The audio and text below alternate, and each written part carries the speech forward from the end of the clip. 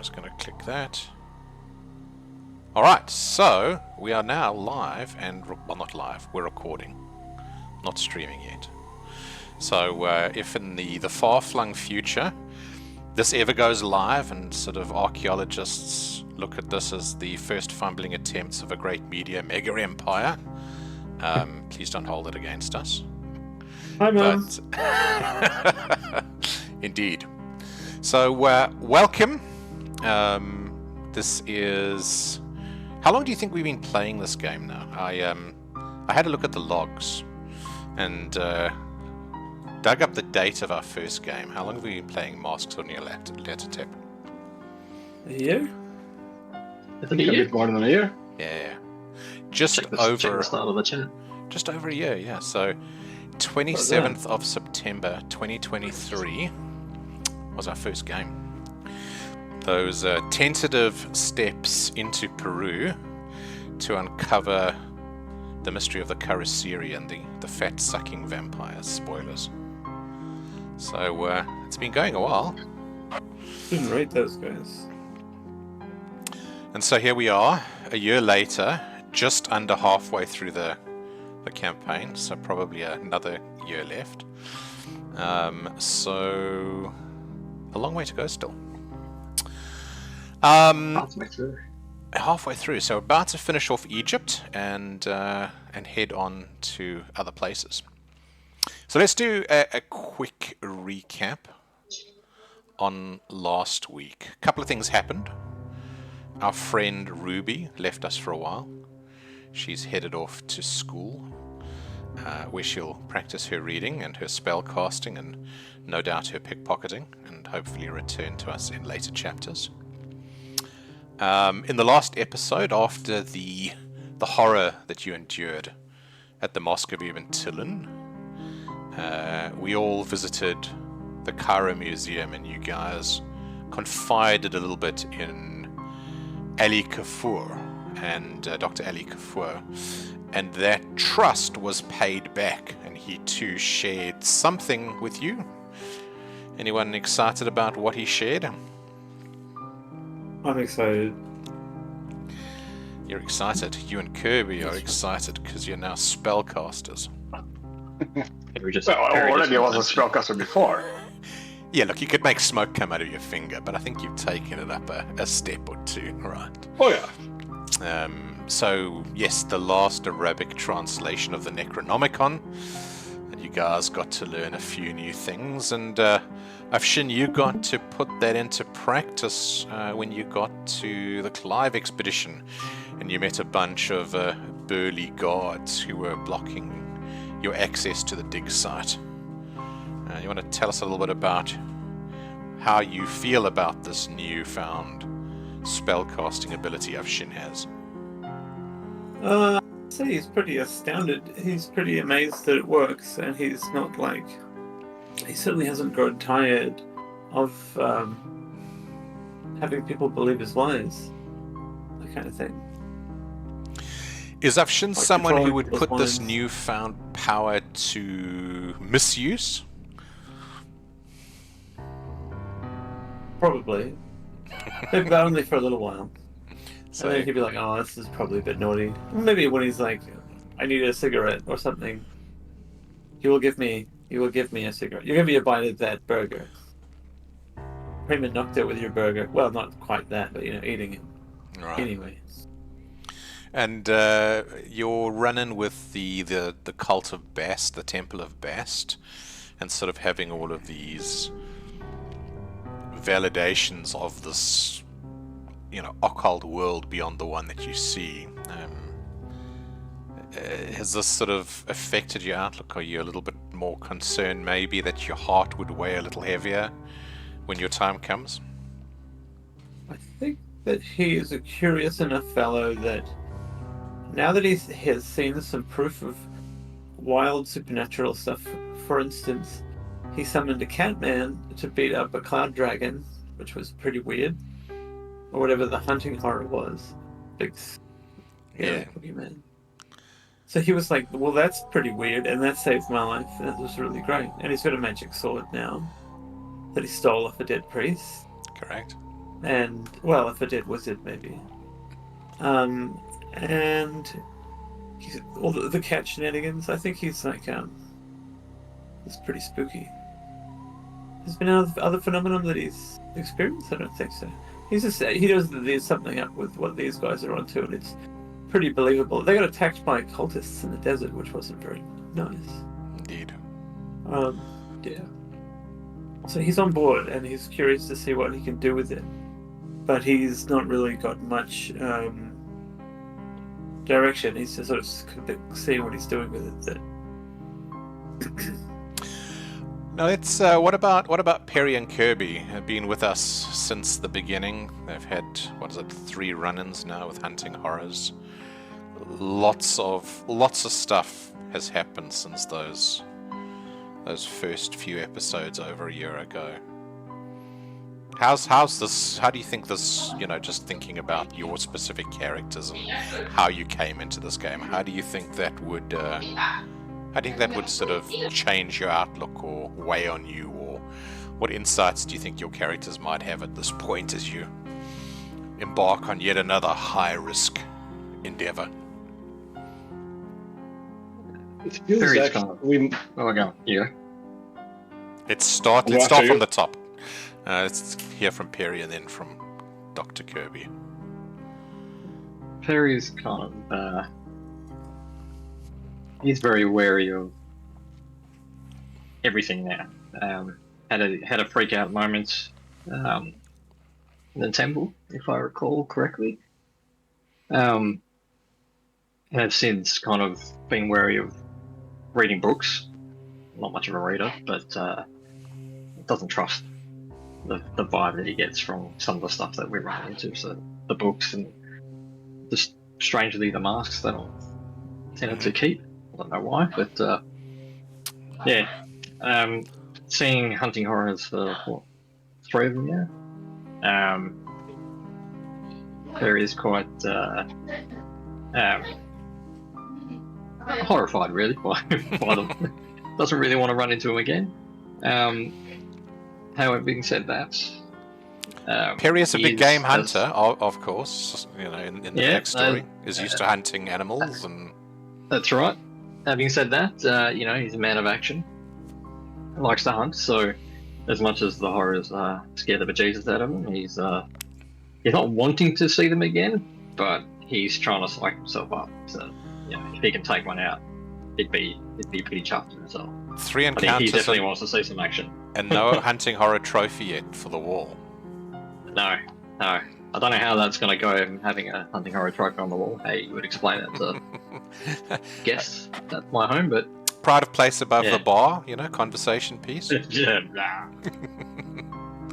Dr. Kirby, the only one who came into this adventure believing in the supernatural, now completely validated, a spellcaster, well on his way to mastering some of these occult abilities.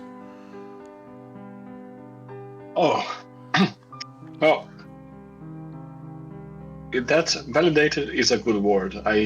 Kirby, in a way, can't. I'll not say he can't wait, but he would love to prove those people at the university wrong. Those people who doubted long before, that caused him to go and basically leave the university and then become a bookseller, because his theories were too wild.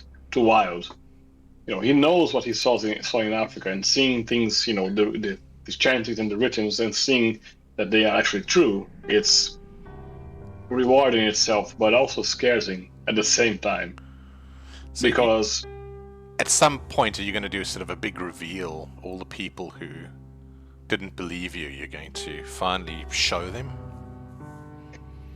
He's struggling with the idea, because there's a bit of an intellectual pride and something about if you study, you want to share, but at the same time, he's also getting reluctant, because the more he knows, the more things seem to be messier.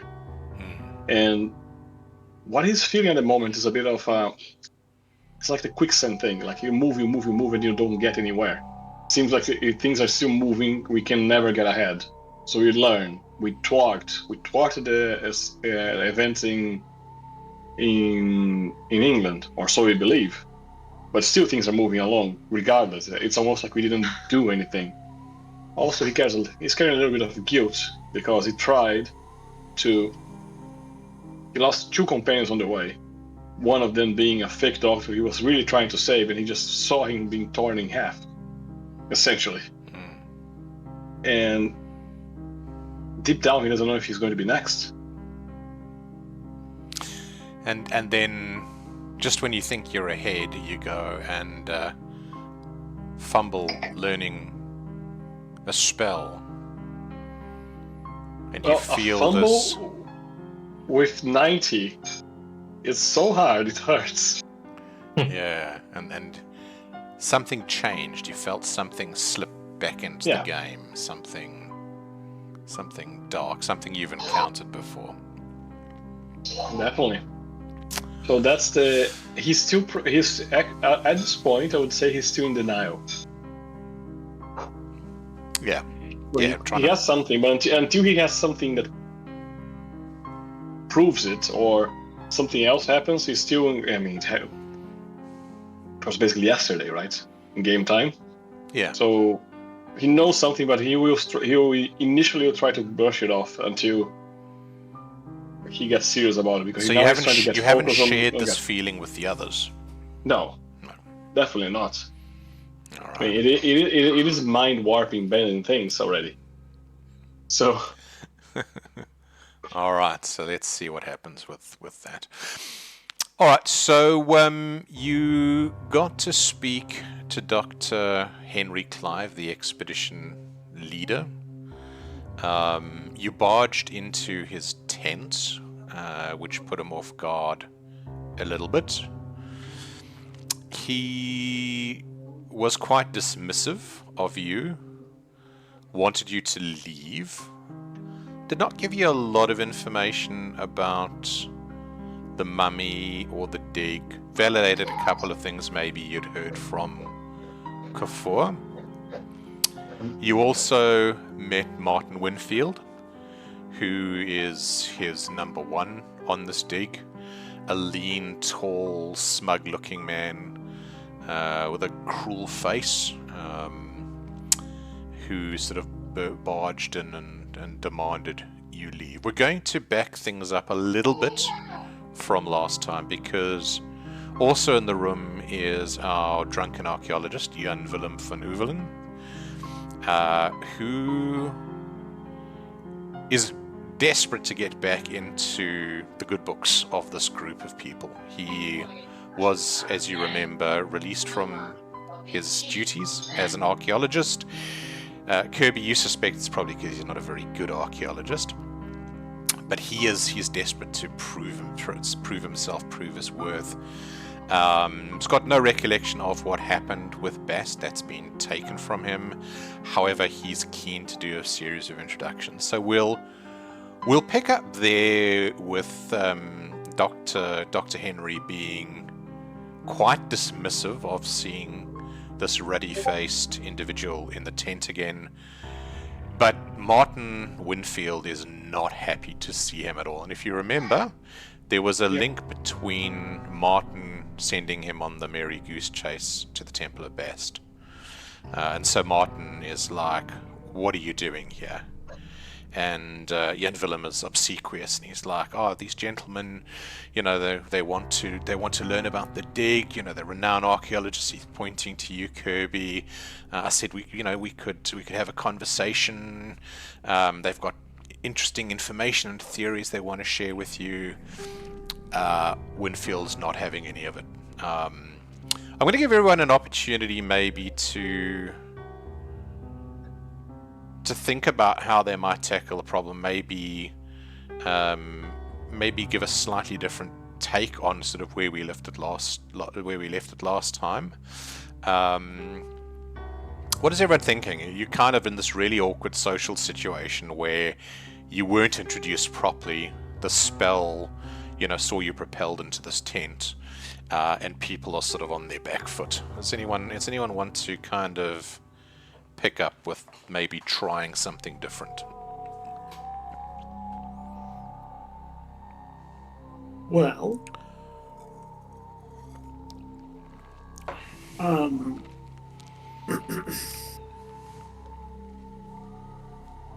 maybe I will try to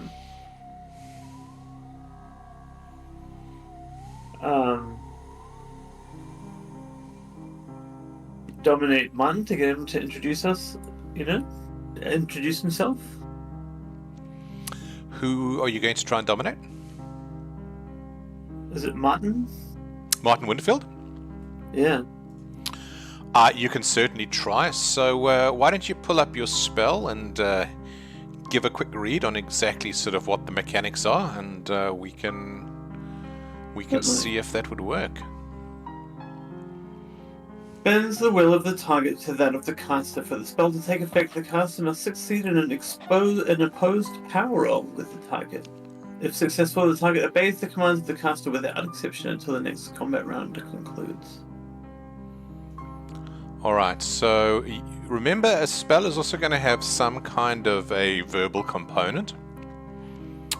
So you will need to cast a spell in the presence of everyone in this room. Holy shit, I'm really sorry. There's like some wild chaos going outside my house. Okay. I'm just gonna make sure that everything's alright. I'm sorry. Alright, well, Right back. no problem. While Michael is taking the pitchforks to the angry hordes, he's thinking about casting a spell.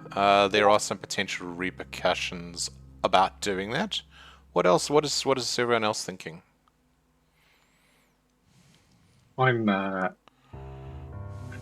Perry's not quite sure with the whole situation. He's holding back, but his hands are kind of almost not on his pistol or holding Mary, because Mary is still around. For those that don't remember, but he's sort of bracing himself for something to possibly go sideways. He doesn't have a good feeling about this. So you're just kind of bracing yourself, ready for the proverbial poop to hit the fan. Yeah, kind of sort of like not backing away, but just kind of just slinking a little bit back into half a step back, very, very slowly. Bracing myself. Got my Mary's with me, so she's quickly accessible if needed. And for those future viewers who may or may not one day watch this, Mary is? Mary is my Bowie knife. Your Bowie knife. I trust. Your trusty Bowie. Named Bowie knife. Yes, she comes in handy when you're in a bit of a bind.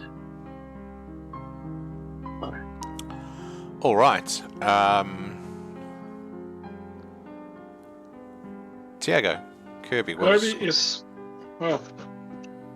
is a bit, I won't say a loss, because he didn't, as I said, he didn't like the way this is going. He didn't like Dr. Clive at all.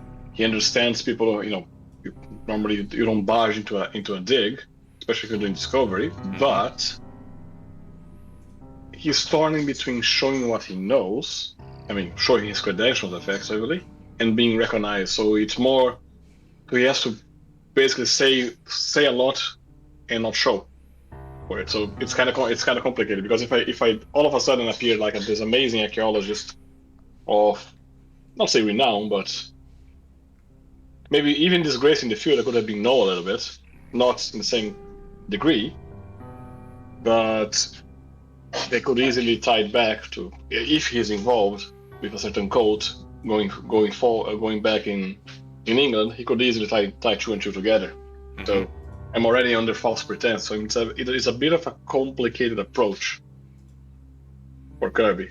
So right now he's going to just possibly try to be interested in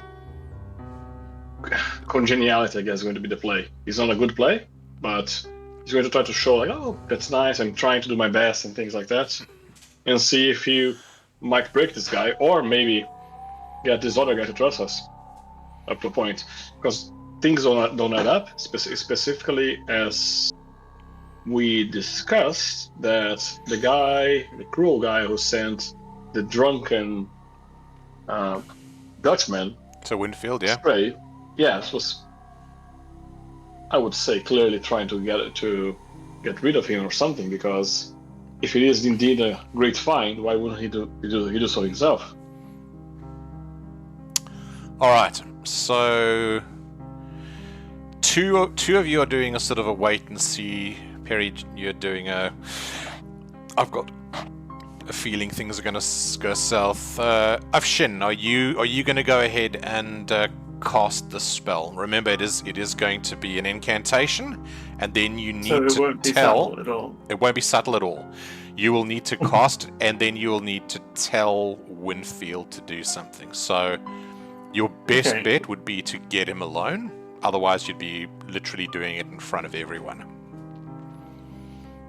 Right. He sort of considers whether he can do it without anyone noticing, but he feels like he's a bit too nervous to be able to do this new magic spell that he's only seen a couple of times. To actually do it perfectly, he sort of hasn't got the nerve for it yet. How long does it take? Because I'm assuming I saw the first time, by the way, even though my connection was off, Stuart, so I don't know when he cast it the first time. So Is it long, small? It's like... So it is. It requires, reading this. It requires the caster to be able to do the incantation, provide a clear verbal instruction, and the effect is instantaneous. So, it'll happen within a round, let's say, if it's a short command. But it'll be very clear to everyone in the room that you're casting a spell or doing something odd. But we are already off the room, right? We've backtracked a little bit. You guys are in the room. We picked up in the tent still. Okay, so we have myself, but we don't have Clive with us, do we? We got Clive, we got Winfield, we got Van Hoevelen, and the three of you. And remember, there's a very nervous cultist outside who is in a lot of trouble for just allowing people to march into Clive's tent. What I guess I'm looking for is how would you change the narrative, right? These are archaeologists, or at least people with the pretense of being archaeologists. What reason would you have? What urgent business would you have to try and change this situation if you were to do that? Otherwise, as I said, you're welcome to just follow Clive's directions and sort of leave and maybe see if you can poke around the camp. That's also perfectly valid. Yes, there's also one thing I can't forget. I was suffering from heat stroke. Correct. Yes. There's that. That was part of our it wasn't exactly our cover because it was true. Yeah. You've had some water.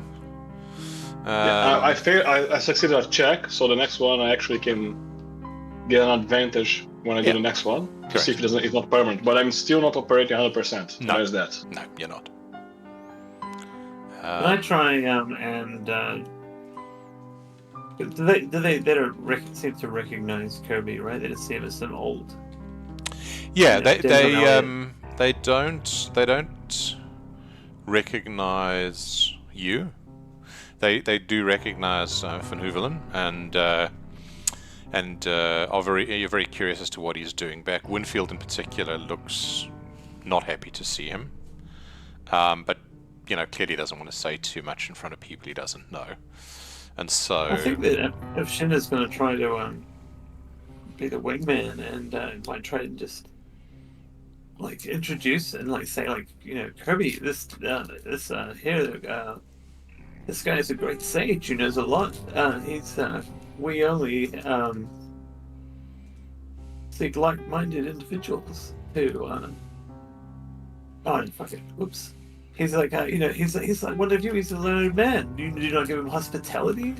All right, I like it. I like where you're going.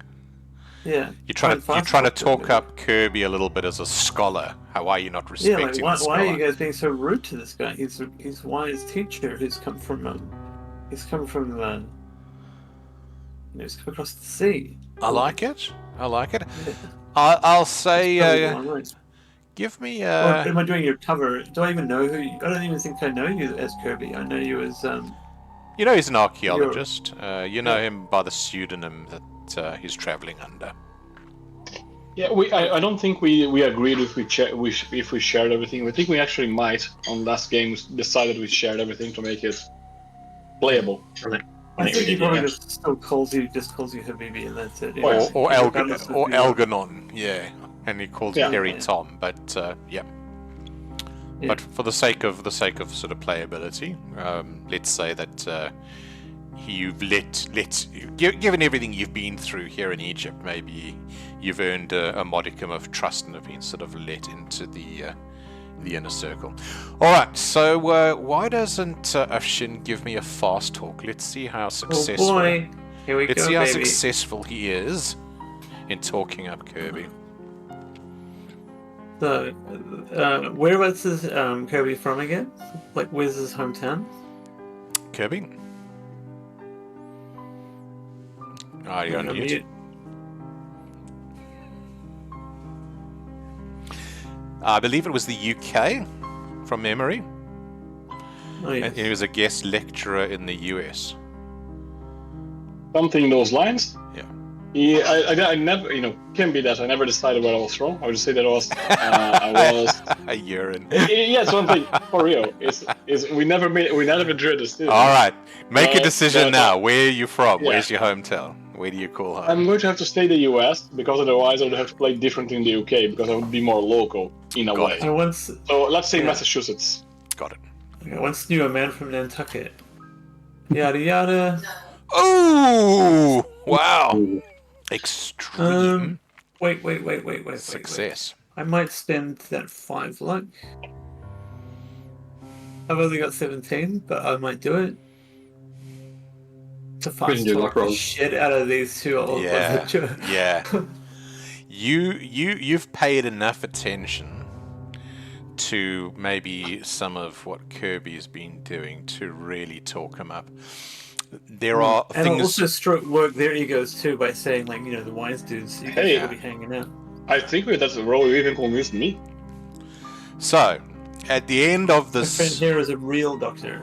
at the end of this dialogue, Clive and Winfield are fairly convinced maybe they've been a little hasty, and they have some visiting scholar or dignitary from the US who has made the journey in person and suffered potential heat stroke to get here,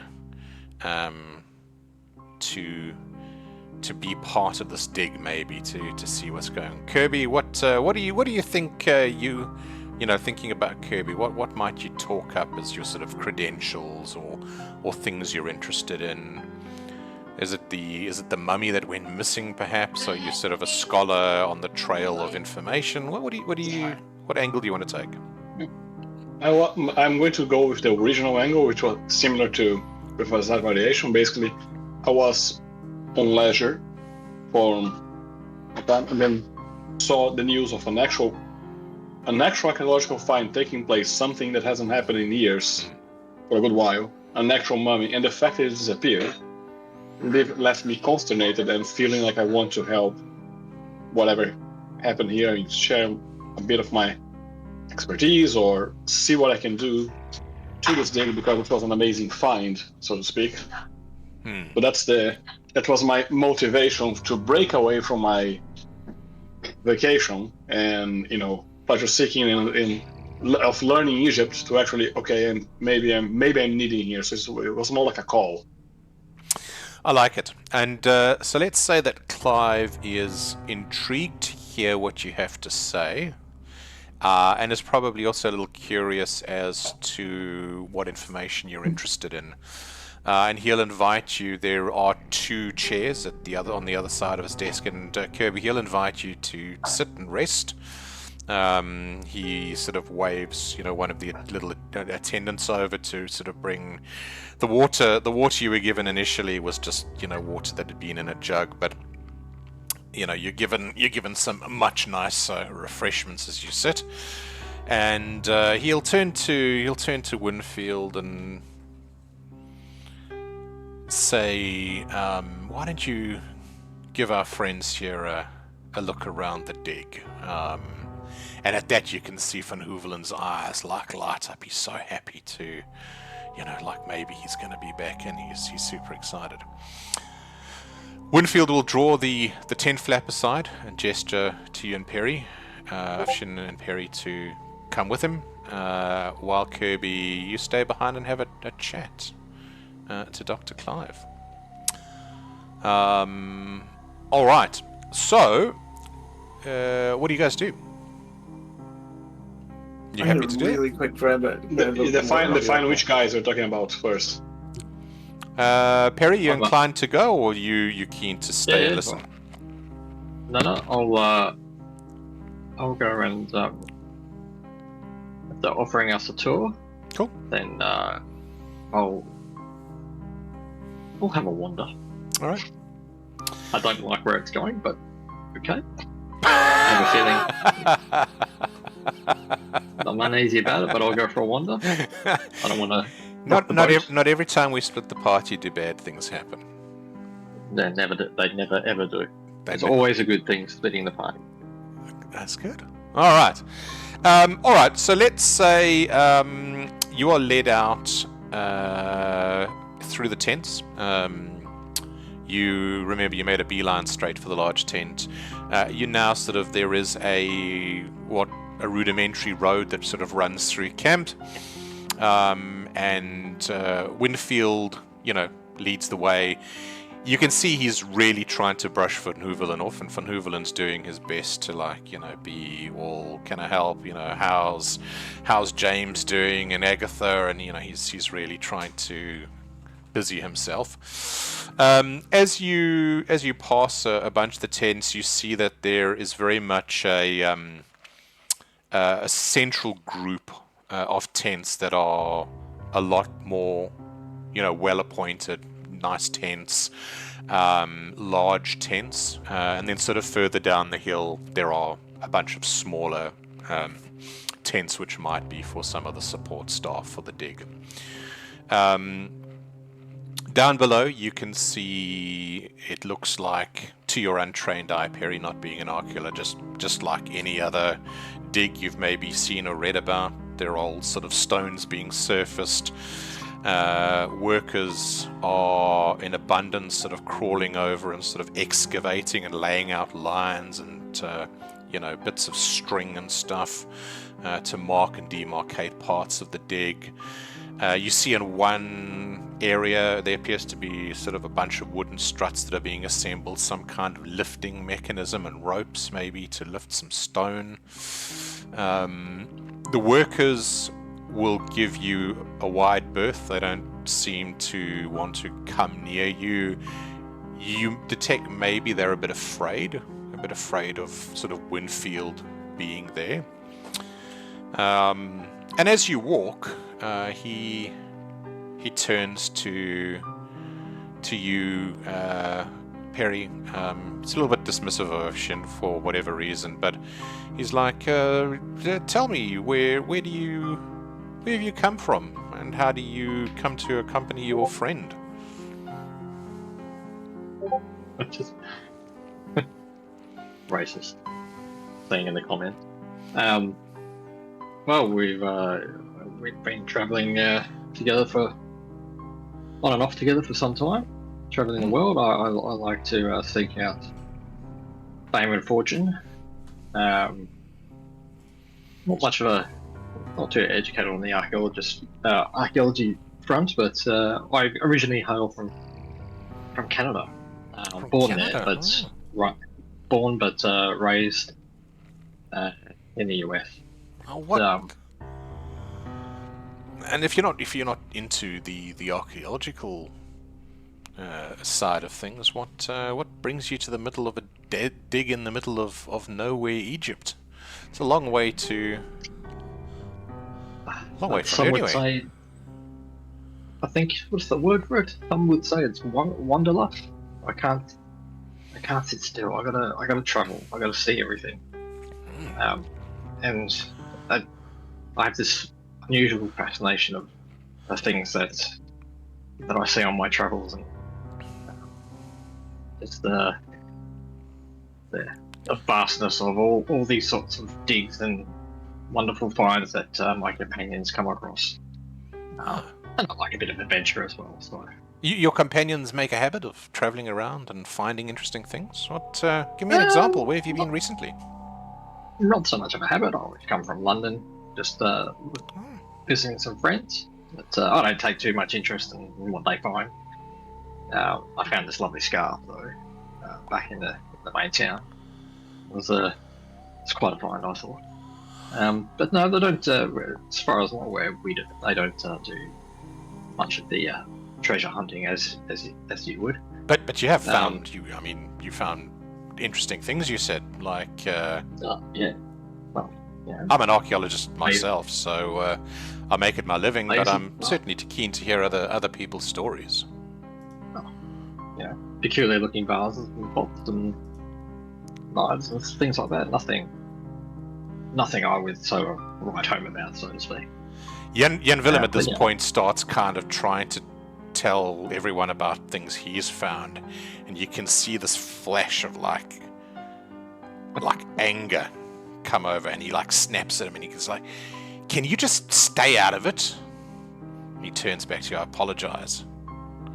And poor Jan Willem, he looks a bit like a whipped puppy. He's kind of like, he just sort of sullenly kind of walks behind, a bit crestfallen, and he's like, I'm so sorry. He really likes to barge in. Please, sorry, you were saying, you were telling me about the treasures you and your companions found. Yeah. Random looking gold coins, vases, ornate knives, all the usual sort of. So you do have an interest in archaeological fairs then? No, I like shiny things. Like shiny treasure. If I can sell it for some money, yeah. Then, Well, I'm happy to make a quick buck on the side. It's partly why I tend to hang around these sorts of things. Well, we thought we had found a great treasure back in sort of Cairo on our last dig, but it wasn't to be. So who knows? Hopefully. Do tell. What was it? Maybe I can sell it. I was going to ask her something. Is Perry carrying the giant wooden mask? I doubt he's been traipsing through the desert with the Mask of Nyarlathotep. No. No, I think thankfully Gotcha. that is safely back. It would be a giveaway, wouldn't it? Yeah. Yeah, and It's in my enormous box of holding. and the golden mask as well, I assume.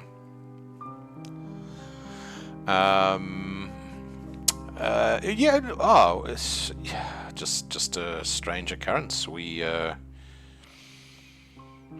thought we had found the find of the century, an unopened burial chamber in the smaller of the three great pyramids, and archaeological find of the century, about to be written up for it, and then overnight a multi-ton sarcophagus was stolen from under our noses. Didn't look good. Oh shit. Yeah, it didn't look too good in sort of archaeological circles, and the government, the Egyptian government, saw fit to revoke our permits, and so here we are, Plan B, as they say. Bit unfortunate, you know how these things go. Well, I've never heard of such a large object just vanishing. But, where do you suppose it would have gone? And what's this Plan B? What have we got here? So, more treasures, more gold, another sarcophagus. Well, we are hoping that it is the funeral burial chamber of a lesser known ruler, one of the rulers who came up from Sudan during the fourth the Fourth Dynasty, just prior to the Fourth Dynasty. Not quite as great a Perry's trying to find. make it look like he knows. Not quite as great a find as we were hoping, but again, we've invested in this dig, and to return back empty-handed now would be unfortunate. And sort of at that moment, the scaffolding that you guys were looking on kind of partly collapses, and you hear shouting, and Winfield's like, he just rage, and he's like, excuse me, he's like barely, you can see there's like this barely controlled, I'll be with you shortly, I need to go and sort this out, and he sort of kind of stomps off down the hill towards this group of workers who are busily trying to fix this problem.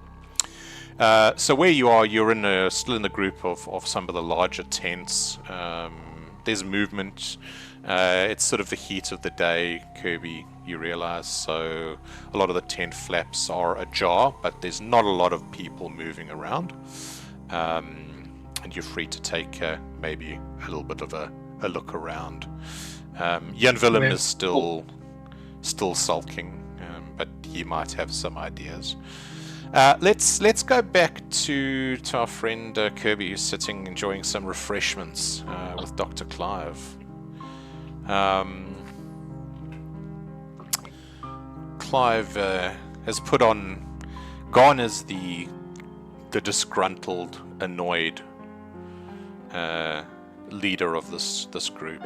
In his place is a more affable personality, someone who is trying to play to the idea of sort of civility and charm, now that perhaps you're a person of renown. And so he's kind of trying to dig into exactly what it is that brings you here. Like, what can he help you with? Are you writing some publication?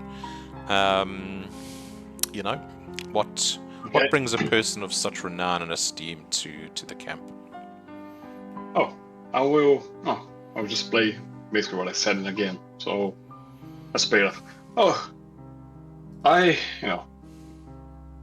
am not an old man as you know, but I have been away from the field for a while. I had an expedition early in my career wiped out. Basically, I was the only survivor. Goodness. It was here in this very continent, in Africa. It was interesting. Let's put it like that. I have seen many things. And wiped out? Was it an ambush? Were you I will seem reluctant a bit, but I'll just... painful memories, I understand. Some things we don't talk about. We retain a stiff upper lip. Yes, but the things that were found were incredible. However, I was never able to bring it to light. That's just me talking about my past. Sorry, I ramble a little bit. Things have never been quite the same since then. But nowadays, I decided to finally come back to Africa, but instead of, going to the same old place, I decided to actually know Egypt. I mean, we study this a lot, we hear about it a lot, There's so many interesting things going on. What a time to be an archaeologist with all of these wonderful finds, indeed. But actually, it may surprise you. I am here on leisure.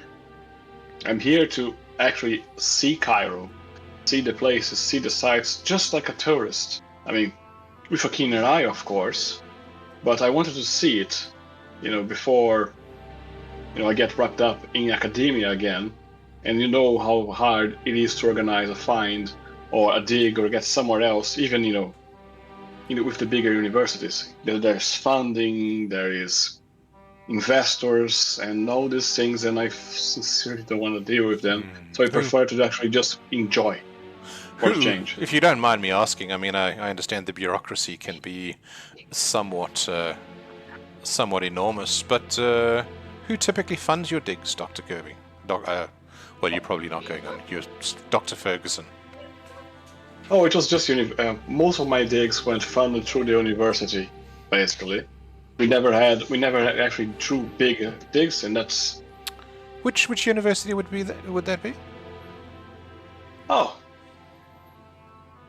I would say now I have last one Arkham, basically.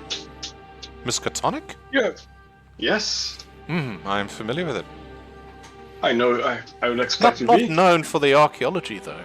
To be fair. They're not now. They are not now, and that's why our digs tend to be of the smaller size. But I was trying very hard to show that it was more of a worthwhile when tragedy stuck, unfortunately, and that's why not much have been given initially. So right now, I'm hoping we can swap to a different scene if you wish. If you wish to go and welcome to home game. It's great. All right. Why don't you go and attend to Mini Nyarlathotep, and we'll go back to Perian of Shin. Okay. What I'm going to do is I'm just going to close the mic, but I'm going to block the camera so it doesn't destroy your little thing. Very good, very good. All right, back to you. Yeah, so you're standing with a sulky Van Hoevelen in the middle of some tents. What are you guys thinking? You can hear Winfield sort of shouting from down below. What is he shouting? He's just yelling at the workers, telling them to fix things and what, Does it look like they're digging up a building or anything particular? Like, it looks like there's some large chunks of stone masonry that are trying to move. Exposed in the sand.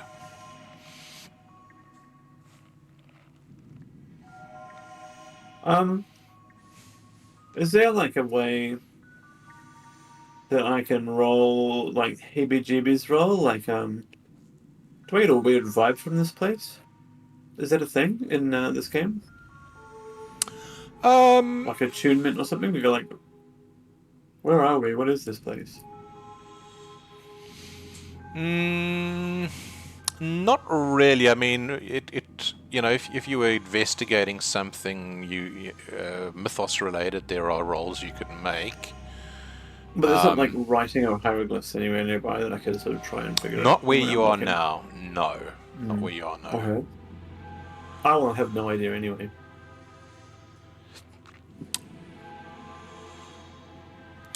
The tent flap pulls to one side near you, and you see an elderly woman look out. And she gestures to you, and the tent flap kind of goes back into place. Is she, both of us? I'll say I've Shin saw this. Maybe Perry, you didn't. You just saw come at it, and you saw this. At the same. Yeah, is she like a foreigner, or is she like? Elderly Caucasian female. Oh, it's the Queen. Hello, Your Majesty. I've heard great things. Yeah. Yeah, I'll go. You just caught this sort of waft of sort of white grey hair, and didn't see very much, but she sort of beckoned. I'll say a greeting in her language. Yeah. Here you go. All right. So you walk up to the tent. You going inside, pulling it aside, having a look inside. Yeah, let's have a look. You pull the flap aside, and there is an elderly woman standing near a table. You see now she's got sort of long grey-white hair, wearing comfortable, loose-fitting clothing, in a dress that's kind of quite floral. In this heat, she's European. Yeah, definitely, definitely. And she's got this bright, vibrant sort of silk scarf tied around her neck. And the inside of this tent, there's just all sorts of like crystals and rocks, and you can see like there's what looks like a piece of driftwood with pendulums hanging from it, and candles, and it just looks so out of place. Takes you back initially, and she's like, come in, dear. I've been expecting you.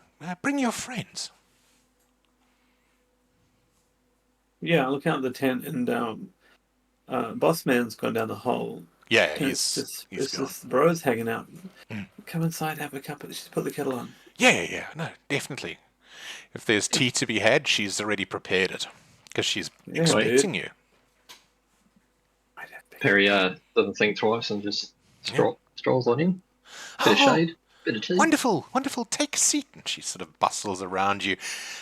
Would you care for a biscuit?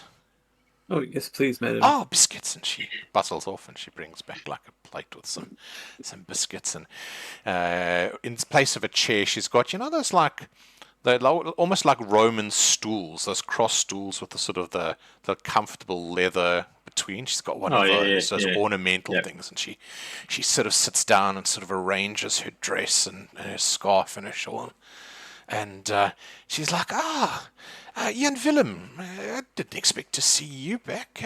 Good to see you. And Jan Willem's still sulking a bit, and he's like, Agatha, these are my companions, Tom Baker and Afshin. Gentlemen, this is Miss Agatha Broadmoor, who has, and you can see the way he says it is like, this is Agatha. She's kind of accompanied us since the beginning. It's a little bit dismissive of her in the way he says it. And she's like, I knew you'd be coming. I knew it. I just knew it. I had a dream. I saw you.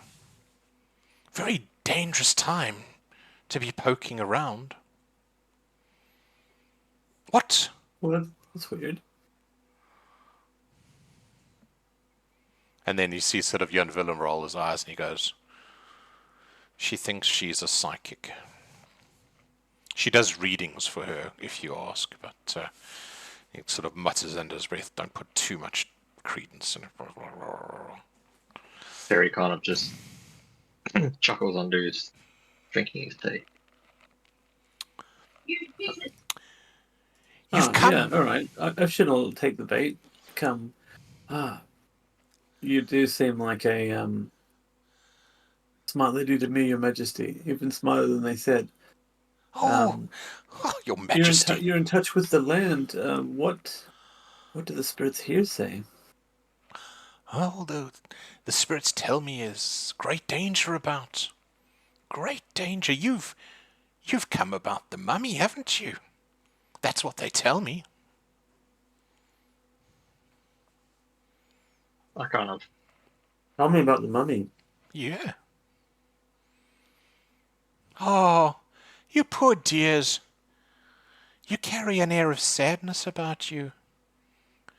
You've lost some friends, haven't you? Recently. Me? She looks at you, Perry. No. You've lost some close friends. Oh, you poor dear. Perry just stares at her, trying not to give away anything. Seeing how good she is. Well, you're just going to sit there like a lump? Surely you've got questions. Why? Who do you see? Who do you think these friends are? Tell me what you know. Indulge me. She sits there for a bit and she goes, and literally in the spitting voice that you recognize to be a certain person who you knew right in the beginning, she says, Where is my pipe? I left my pipe around here somewhere. Goodness, my pipe is always going missing. She kind Perry of just like, drops his cup of tea. shh. Are you all right, dear? What seems to be the matter? Just haven't heard that voice in a long time. I'm assuming out of character, the voice that she's saying is Elias, Jackson Elias, yeah. Yeah, And it would like be an expression you would have. He was continuously misplacing his pipe. It's something very signature that he would say often, because he would always lose his pipe. Yeah. Is she is it in her own voice, or is she putting on the voice as well? It's her voice, but the inflections and the accent are like identical. Yeah.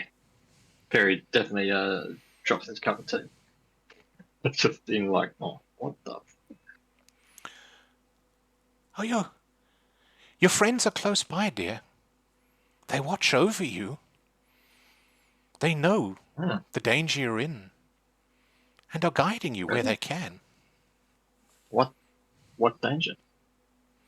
Do tell. Oh, you've stepped into the hornet's nest here. Here or somewhere else? Here, as in literally where we are now? Don't play coy with me, young man. I know you know about the mummy. I know you suspect it is the Queen, Nitocris. I've seen this in my dreams. I think this friend of ours. I think you should meet. Oh, see the old one? Yeah. The one who still reckons he's got a modicum of martial prowess about himself, but tends to fall over a lot. Perry's just that's Perry laughing, not just me. But Yes. yeah, He's in danger as well. He must be careful what he says. Dr. Clive is a clever one, he is. One slip up, and he'll know you're here for the real reasons you're here.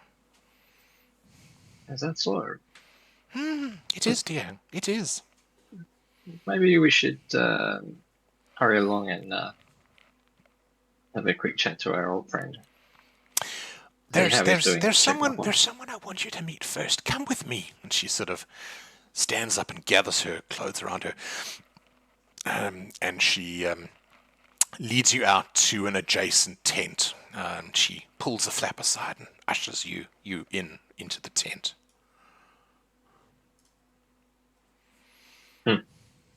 I go in cautiously. Is Ashin coming with me, or is it both of us that she's I want to ushering? hear the mummy story first. We'll talk about the mummy. Just quickly, we need to... She looks down the hill. He's going to be back soon, and we won't be able to talk properly when he gets back. All right, old lady. Just don't get your knickers in a twist. Come on, dear. It's hot out here. Flaps her scarf. Inside, you can see... so the commotion and the conversation has drawn another individual to the tent flap. This is a shorter, stouter man, dressed in what looks to be fairly typical of the period archaeological clothes. Sort of a friendly, open face, curious expression. And he's like, Agatha, who do you have here? And she's like, quickly inside, come on. She bustles you in. And this individual's like, oh, Van Hoevelen, I see you're back. And Van Hoevelen's like, James, a pleasure as always. And introductions are made. This is James Gardner. So he is one of the other archaeologists on the dig. And she's like, right now, we need to talk quickly before our time is up. And she turns to James. She's like, our friends here are come to ask about the mummy, and I think we should be open with him. And he's like, whoa, all right. And he sort of indicates for you to take a seat. What about the mummy? He says. He sort of looks at you, Perry, and Afshin. A little bit suspicious, but he's open to what you might possibly ask him. No. I'm curious. I've heard the rumours of this enormous thing mysteriously vanishing. Indeed. I'm astonished at how it could just disappear. Surely you would know. Powerful spells, I think. Although James here doesn't seem to put any credence in the supernatural, much to his detriment, I think the sarcophagus was moved by powerful occult forces. You see James just like shaking his head. He's like, ludicrous. Everyone knows that there's a network of tunnels under the pyramids. There must have been another secret entrance that they managed to slide the sarcophagus into. It's like, we're not going to believe in mumbo jumbo. In fact, police have recently discovered, when they were searching, they've recently discovered a network, entrance to a network of tunnels under the pyramids. Oh. So that corroborates my theory, and if I wasn't stuck here in the middle of nowhere doing God knows what, and I was actually back in Giza, I would be able to corroborate my research. Instead, here I am. Outrageous. I don't know what I'm doing here. He's like super grumpy. Yes, well, powerful magic, I think. I mean, it was a big box, wasn't it? From what I've heard, yeah. Yeah. And I'm curious about these tunnels now. Oh. Are there tunnels around here? Oh, I don't know what we're doing here, to be honest. I think it has something to do with the time being right, and that strange fellow that we saw poking around here with Dr. Clive. Some local bigwig. Very, very, very dark aura on the man. Very dark aura indeed. Something's happening. Did he look like? Did he? What did this strange man look like? Did he have a name? I didn't get introduced. I took one look at that aura and I kind of stayed away. He came with a retinue of people. Seemed to be well known. Created quite a kerfuffle. A lot of people seemed fairly afraid of him. And then left. Even Dr. Clive, who is usually loves to do a bit of a power play and show he's the biggest ego in the room, was a little bit subservient, which was nice to see. Actually, it was nice to see. Very interesting. Anyway, back to the mummy. Yes. So we know some things, don't we? We know that the mummy was identified positively as Queen Nitocris. We know that, don't we? The scrolls. Say yes. Yeah, indeed. So then the question begs itself: why does everyone deny the fact that they had the scrolls? It's all a bit strange, if you ask me. Who's denying? Who can we speak to? Well, everyone in charge at this, and you see James kind of go, well, everyone's changed the tune, apparently. The scrolls that we found in perfect condition succumbed to some kind of atmospheric disturbance and fell to pieces. I don't buy it. The scrolls don't just fall to pieces like that. I turned to Ashley and kind of look at him like, as if to, when that look that you give people with the eyes when you hear something that's a bit on the nose, like if that resonates with him at all. Right. So there's no more scrolls then? Apparently not. Apparently not.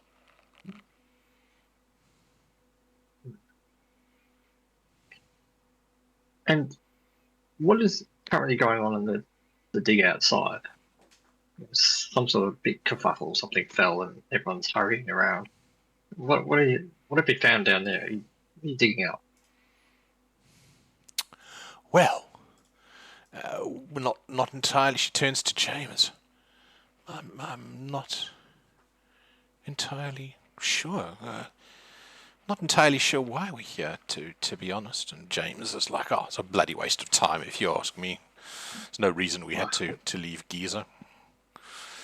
She's like, I think they're preparing. I think they're going to bring her back. There was a powerful aura around that sarcophagus.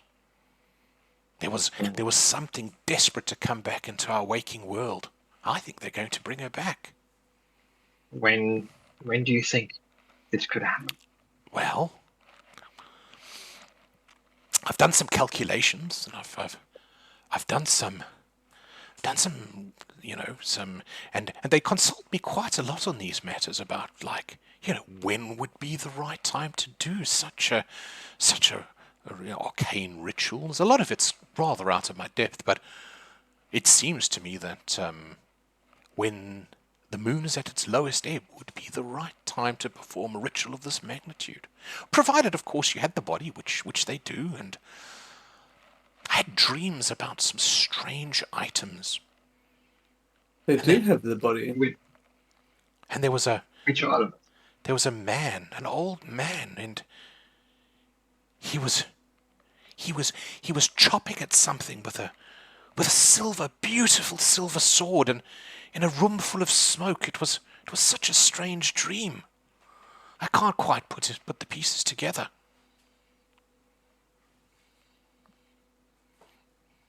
I think we should be talking to Kirby, get him up to speed on this lady's revelations and what's happening. Oh.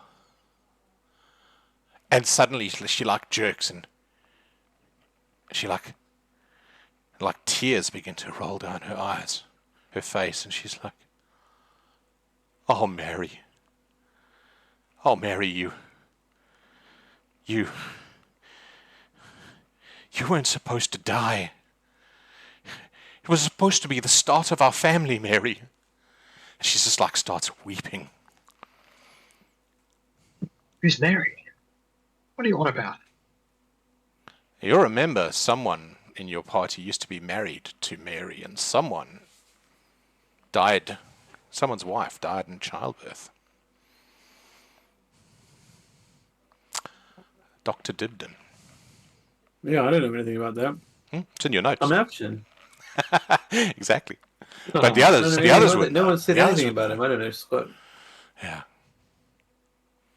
And she's just like bereft for a period, and you could Put see yourself together, old lady. James is just like rolling his eyes, going, "She does this from time to time. Just let it pass."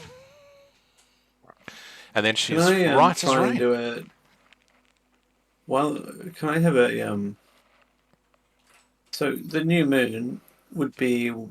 Is that the new moon? Like when it's the opposite of a full moon, when it's just someone's ebb? Yeah. So the dark, you would know it as well as the dark of the moon. You've seen rituals performed at a similar time. Would I know? Is it realistic that I would know the cycle of the moon, like when a full moon is?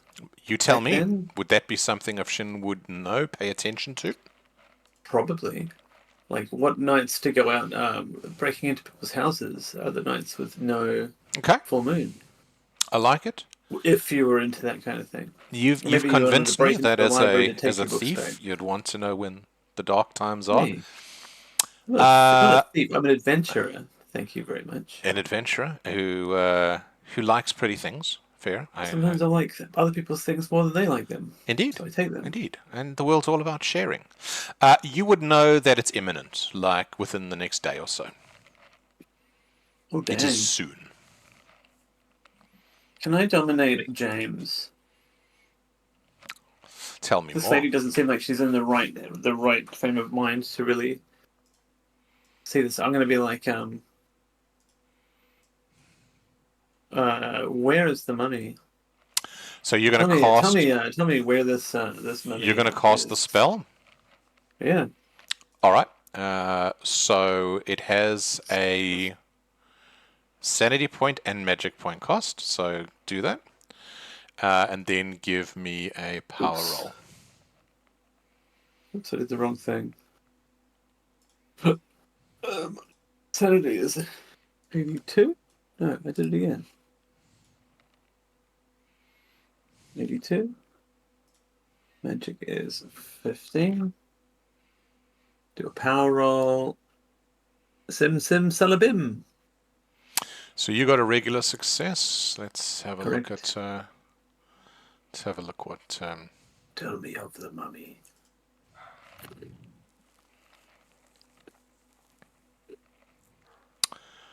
A regular success and a regular success. And so the other person doesn't fail, I would say, with an equal amount of success on this. You see James kind of start a bit, and he's like, I've told you about the mummy. The mummy was what we believe to be Queen Nitocris. We found her in a newly revealed burial chamber, one that had been previously undiscovered. There was a huge media sensation and storm around the, not since Tutankhamun has such a fuss been made. We're all going to be exceptionally well known, well published, well regarded amongst academic circles. And then the mummy was stolen and taken into, I believe, the tunnels. That's really all I know. I'm as confused as anyone as to why the identity is being denied and why we are here. There was no reason I believe that we needed to leave. I'm not sure what we're doing here.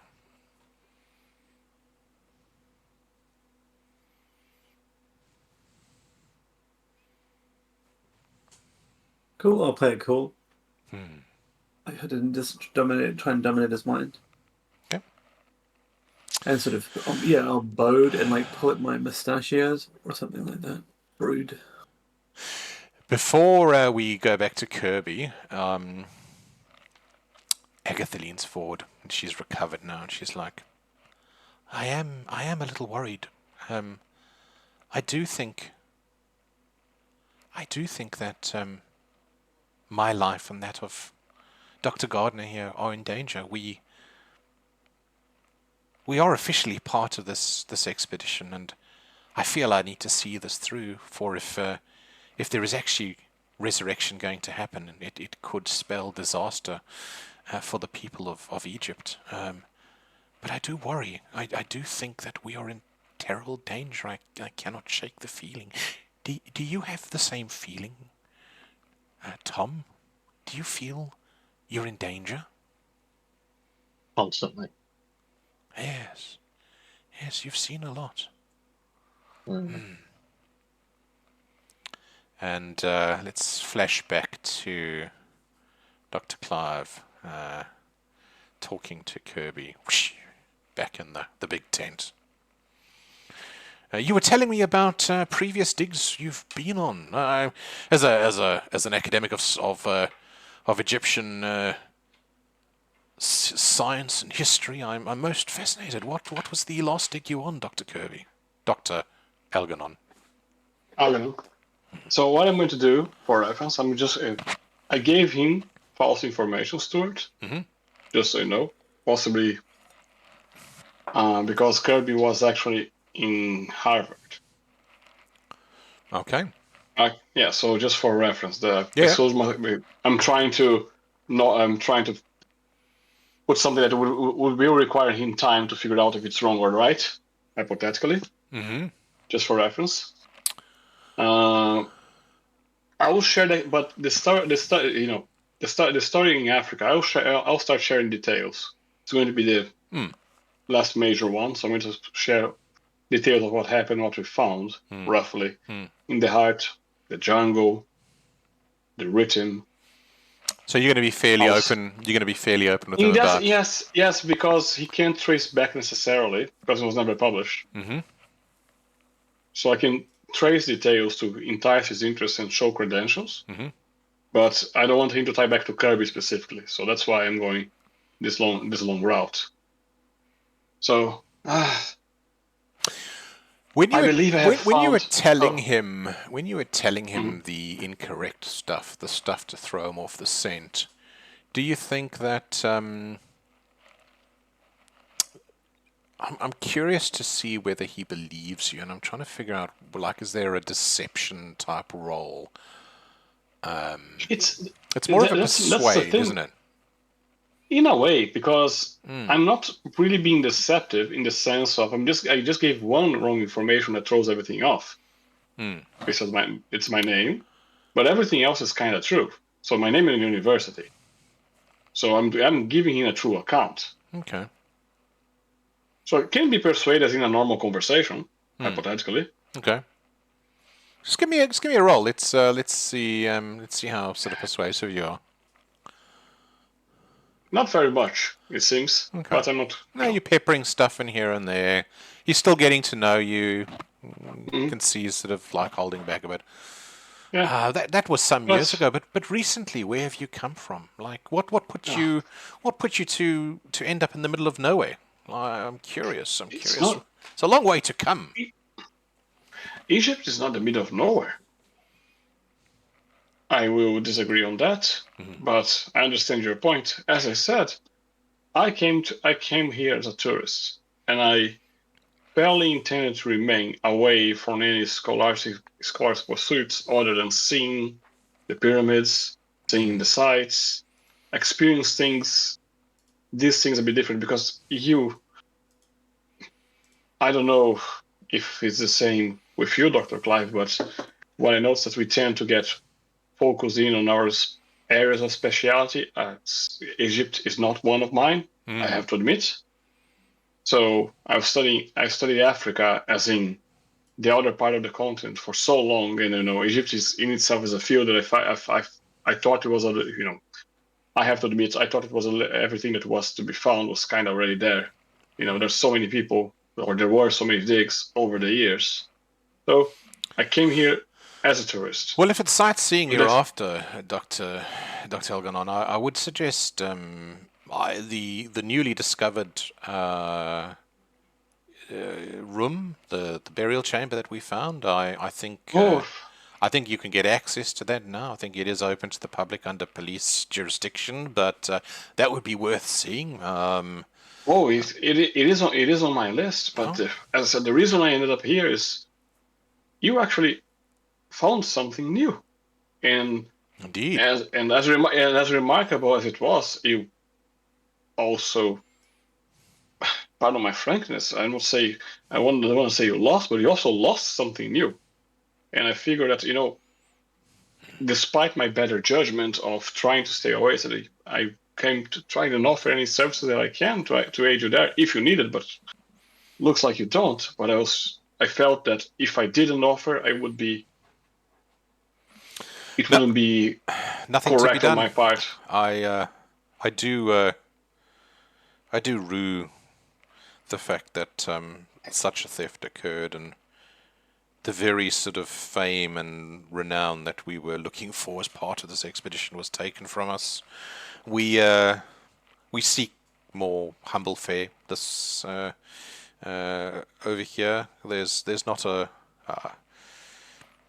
I'm not even sure it will reveal much. To be honest, we're going on rumors and partially excavated stonework that lead us to suspect there's something here, but we're really just kind of biding our time, I personally am hoping that we can resolve these matters and issues with the Egyptian government, and we can get our permits restored, and we can continue the work that we were doing. It would be nice to get back to would be nice to get back to Giza. I see. I see. Well, if you have needs of my services, please do let me know. I'll give him, Oh, let's see, an address of one of the hotels, I guess, in Cairo, something okay. like that. I might be traveling, just leaving on the desk, and Oh, I'll come if needed. But I and don't worry, as I said, this is a leisure trip. I'm not even going to ask what you're after here because I'm actually intrigued and I want to hear when it comes out. But I'm hoping indeed. that Well, you do find the mummy again. That such a new thing, and in my lifetime, still. Indeed. Look, thank you for coming. I'm sorry we couldn't. I'm sorry we couldn't provide more academic stimulation for a man of your standing, but by all means, stop by again. And it was lovely to meet you. And you're certainly looking much better than when you came into my tent. I think the cucumber water does wonders, doesn't it? Oh yes, I have to thank you for it. As I said, I'm not that young anymore, but I wasn't expecting to fall for a heat stroke. Maybe, as I said, things are a bit different here in Egypt. All right, Dr. Elganon, if you don't mind, unfortunately, research doesn't do itself. I know I have taken enough of your time, but You- as I said, if you need, bear in mind. Thank you.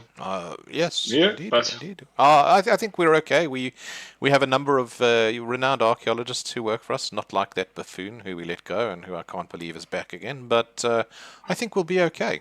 Thank you for that. Yeah, he is quite a character, isn't he? Hmm. A little bit. What's the word that I can? Drunk is the word that comes to mind. Do you know he got into one of the crates when we What? when we opened up one of the crates to celebrate the discovery? He had been into whiskey that I had brought from Scotland directly, and half the bottle was missing. I cannot believe it. Drunken buffoon. The world's better off without him.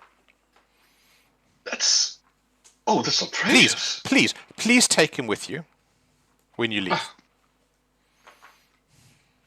Yeah, he did seem very keen to join, to come over. But yes, we do our best. He is. Well, I'll go with the word character for the Indeed. time being. But yes, Your your friends assessment seems to be correct. friends should still be outside. I'm sure they're still walking around with Martin. But yeah, good to meet you. And he shakes your hand and holds the Likewise. tent flap open for you to leave. Thank you very much. It's been an honor, and Farewell. hopefully you find the mummy, and I'll get to see it before I go home to my home country. That would be wonderful. Hopefully, if they find the mummy, they'll invite us back. Wouldn't that be nice? Indeed. Indeed. Well, good day to you, sir. All right. And so you find yourself out in the middle of the scorching desert again, and there's not a trace of the others. You start sort of ambling through the camp looking for someone. Back to Perry and Afshin. Is there anything else you want to ask these two?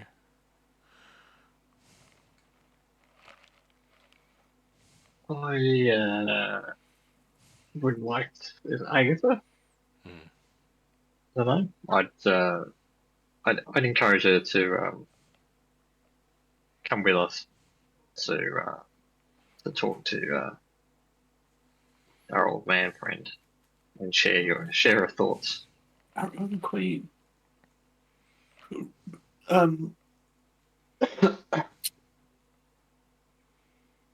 Let's go on our ship.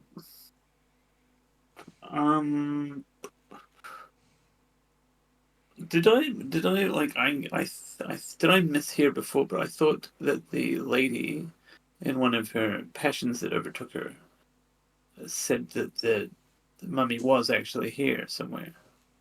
Did I mishear that? She said she's got the body. She said they've got the body. Maybe not us. That's what I was trying to explore the second time I asked her. She led she's you very to believe suspicious. that someone took the body using powerful sorcery. And yet they're preparing the place. They're preparing somewhere here. This is what all the digging is about for that resurrection, or Are you going to ask her that? that's what I suspect I heard her say before. No, dear. I don't believe the mummy is here. I think this is all just one big red herring to buy time. I certainly do not see them doing anything of importance out there, apart from moving some rocks about. But no, there's something else at play here. I see her still at the pyramids. Mm.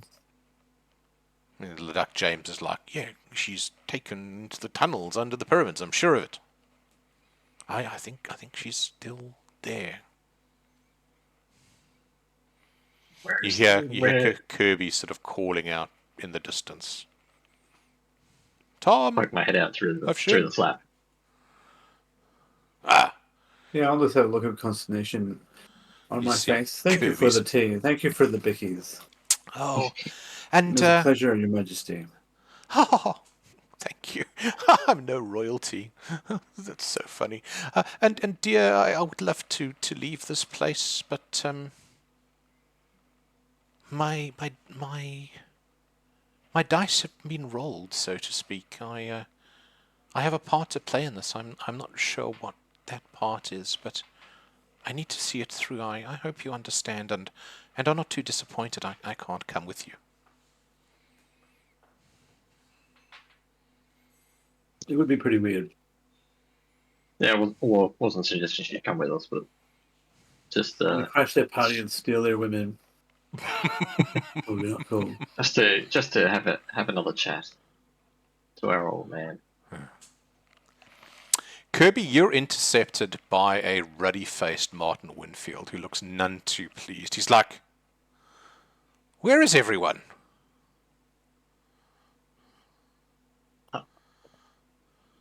Starts, Hello, like, I'm on looking around. mute.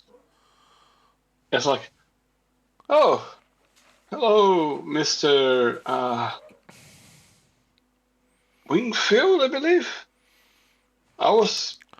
I'm looking. I was about to ask you this. About to ask you that. Where are my companions? Oh, I left them here a minute ago. I had to go deal with some buffoons. Oh, Are they within earshot of us in the tent? You can hear some talking. Maybe you not hear too much, but certainly you can hear Kirby talking to someone. I just bundle my way out of the flat. oh. Just had Just, a lovely chat with Mr. Clive. What an interesting man. Indeed. Sorry, I lots to do. And he kind of sees you bustle out of the tent, sort of followed by Agatha and James. And Kirby, give me a psychology roll. Yeah. Oh. If that succeeds, I'm going to laugh. No. He looks momentarily aggravated, and he's like, you hear him mutter something under his breath, something along the lines of, just go meandering about, and sort of walks up, and he's like, I see you've met some of our resident archaeologists. James, what's going on here? James is like, just interested people talking about the dig, but you can see he kind of says it in a way that, like he's the kid with his hand in the cookie jar. Agatha's like, dear, don't be so rude to the guests. And you can see this really irks him. Like, Martin, this really irks him. He's like, gentlemen, I think your time here is at an end. Thank you for visiting. Appreciate you coming all the way out, but now please, I do kindly request that you be on your way and enjoy the rest of the sights Egypt has to offer, if you don't mind. And he sort of gestures towards the road that you came in on. I'm going to pretend I didn't notice that and say thank you very much for your time, and please do reinforce my wishes and ask for an offer to Dr. Clive if needed to be. He's already walking off. He's kind of nodded his head. I hold his hand. I am holding his hand. What are you doing? Please do not touch me. I do not like to be touched. I'm sorry. It's a personal thing. Oh, sorry. That's interesting. Back where I come from, we usually have a firm handshake, but that's okay. I understand you. See you. Good, thank you. Sorry, James, walk with me, please. Question for you, Stuart. Mm. Did I actually touch him? Did I feel anything weird or not? Just like a clammy sort of hands, like very cold? Or not? clammy hand, I would say. Probably cooler than you'd have expected, but quite clammy.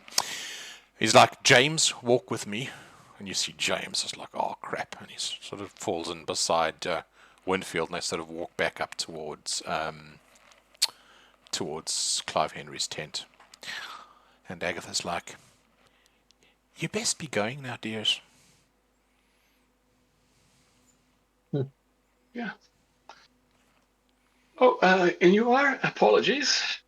I'm Dr. Algernon. Oh, Yes. that's funny. You're still using your alias. Yes, indeed. Oh, Dr. Kirby, you are so funny. She shakes your hand. Perry's I'm- just shaking I'm- his head in the background. I'm looking at the other two and like, what just happened? You're not a spring chicken, you know. You really need to stop hitting dangerous things with your funny little stick. A man of your distinguished age should take up more of a ranged defense, maybe. I see. I understand. And yes, it hasn't been quite as effective as it used to be when I was younger. My stick, I understand that. When I'm not that old, I can still carry my stick forward, but I'll take your advice. Thank you very much. She takes your hand. Lovely. And as she touches your hand, she like recoils. She's like, oh, Dr. Kirby, there is a darkness to your aura. You've been touched by something. Oh. I'll seem scared. There's going to be a reaction. Okay. What do you mean? You might want to get that seen to, spiritually speaking. To who? Oh, Sorry, what? Just a flicker I caught, just a flicker. Oh, no, never mind me. What do I know? Gentlemen, it's been lovely. It's been lovely making your acquaintance, and I do feel we are going to meet again fairly soon.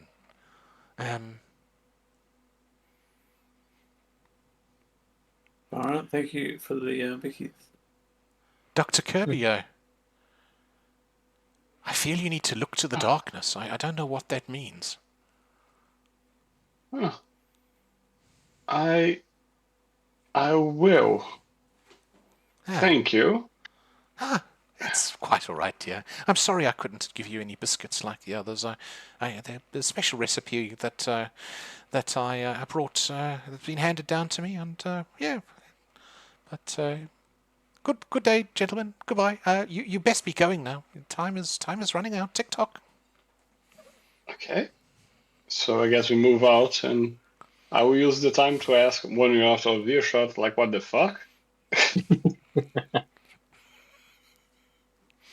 I explain the revelations of the crazy lady.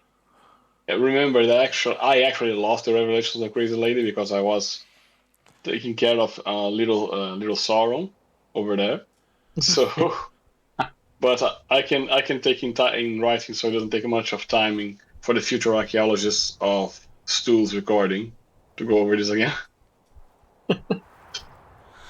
So you're walking down this dusty, windy road in the middle of nowhere in the baking heat. I'm going to be seeing more concerned as well, just so you know, because I haven't talked to anyone about this.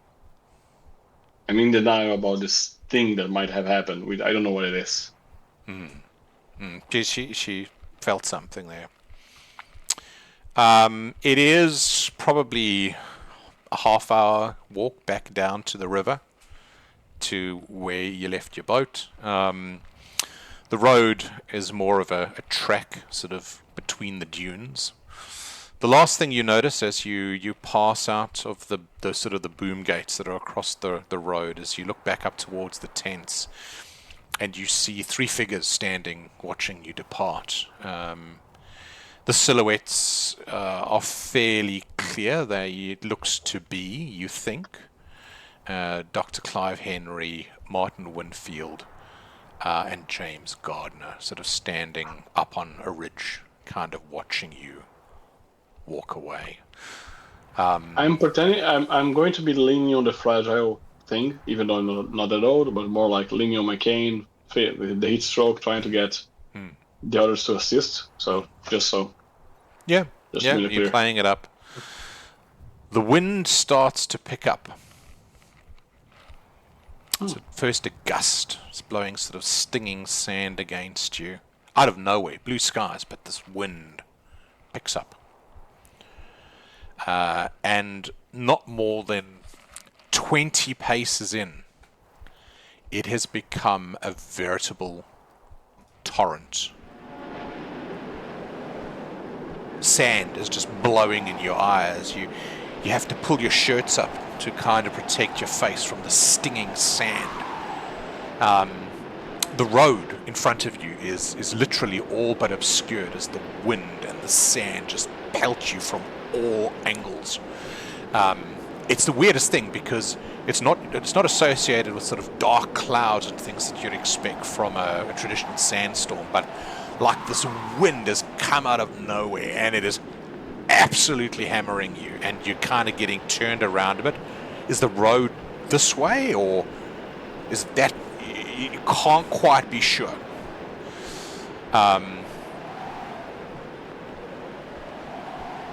You catch glimpse, though, of a silhouette standing perfectly still in the middle of this whipping sand, not 20 paces from you.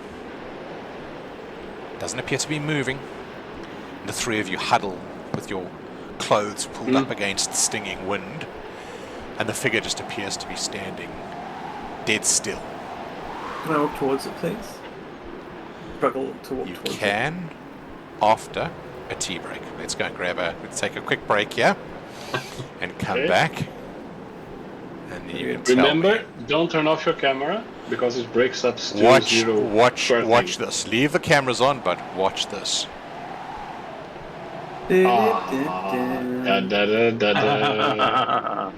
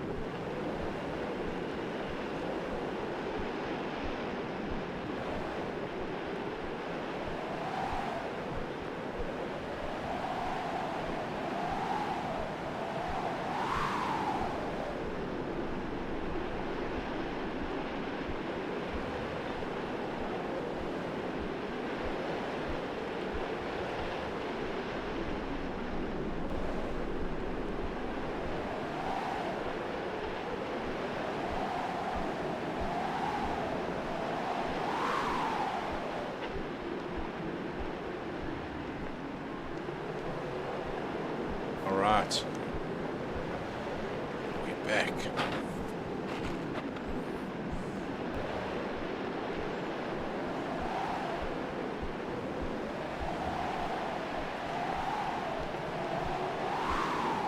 Make sure I'm not muted. Can you hear me clearly? Yep, I can. Can you hear me alright? Doesn't sound muffled. Yeah. Alright. You can hear the effects in the background? Yeah, like the wind. Yeah, the wind and stuff. Yeah, I was I had the buds in when I was in the bathroom. I'm like, what the hell? Where's that wind coming from? And then I realised, oh, it was on my head. Fantasy ground booted me out. That's okay. Come back in.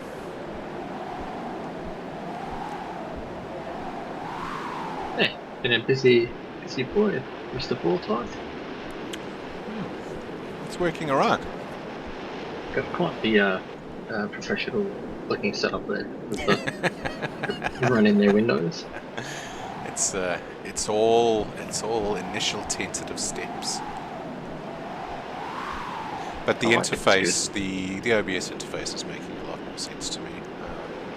Sort of inputs and outputs. It takes a while to get your head around. But once it clicks. It's actually kind of easy to understand. It'd be nice if I can just get the sharing of you guys as something that's easy to do. It doesn't require sort of lots of heavy lifting every session, but if it does, it does. This works as well. And the nice thing is this is linked to the Hack RPG Twitch account.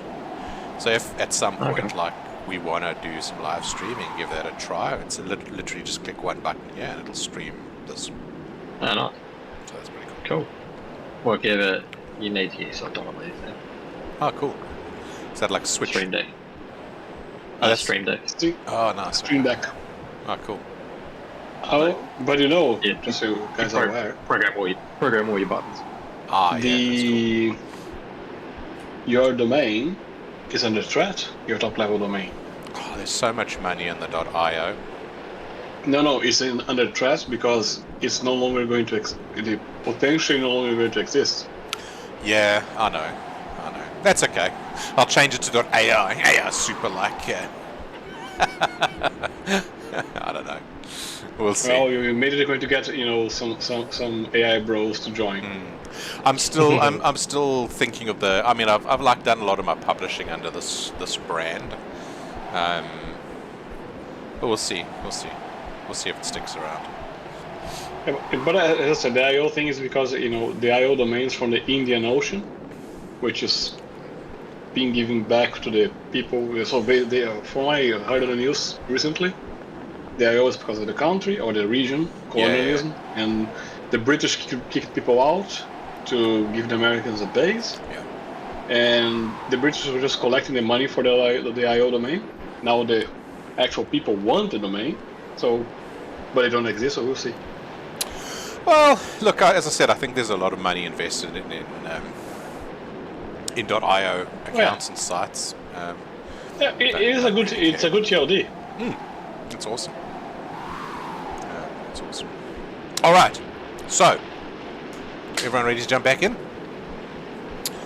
So you see this the strange figure, and I'll say from where you are, maybe it's the way the wind's shimmering and shifting, but it looks almost out of proportion. It's almost like the head is too big and the body is too thin.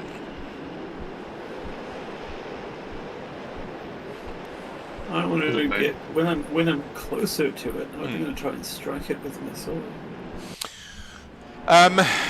You get within a couple of paces, and as you approach, sort of maybe a break in the wind allows you to see a little bit more clearly. It is fairly deformed. You catch a glimpse of like a large head and like large eyes and a scrawny, thin, slightly slouching body, the arms appear almost too long on the end and in hands that seem too big. And it looks like it's just stepped out of the desert. It's not wearing any clothes, and its skin is kind of crusted, almost as though it's made out of sand. It looks like sand and rock and pebbles and things. And it's just standing dead still, watching you approach. I'm going to try and strike it with my. So you're going to go up and you're going to pull out your sword and you're going to try and hit it. That's right. All right. What do the other two do? You see Afshin I'm going to call him. off. I'm going to call Afshin. Come back, Afshin. Come back. Come back. Just get the gun ready. Let's go back to the camp. Don't go into the storm. No. Just don't. Yeah. Gun ready, but yelling out Shin to come back. All right.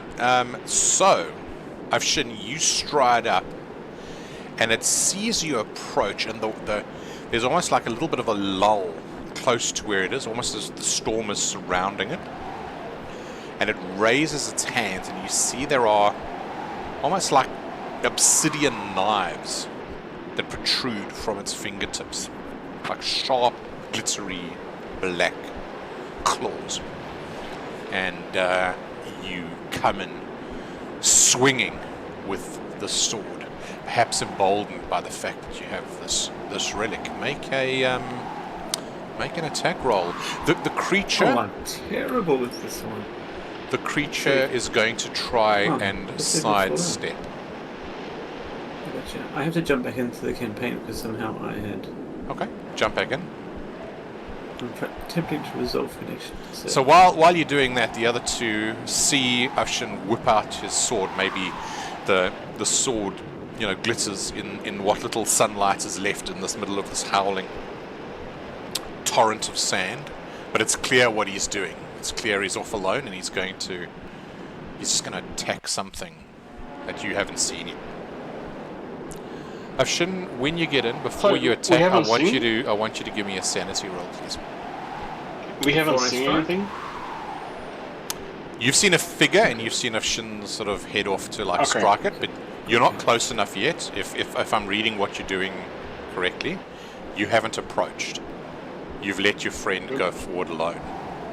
No, we're moving okay. forward with You're him, moving calling with him him. back. Okay. No? Yes, calling him back, All right. but not. Do either of you rushing, try so and we're just calling restrain him and stop him, or do you allow him to attack? We are. I'm not sure if I can. What are you doing? Sort of thing. No, I'm gonna try. I'm like, this is amazing. I've got this. This sort of has the ability to send these things way back to wherever they came from to slay them. I mean, I've got to do it. Barry, hold him. Hold him down, No, Barry. don't do any of that. That's no fun. I'll rush up to him to try and sort of put my arm on his arm to kind of snap him out of it. I'm weakened, so I'll try to. Oh yeah, hold yourself up, old man. Yeah.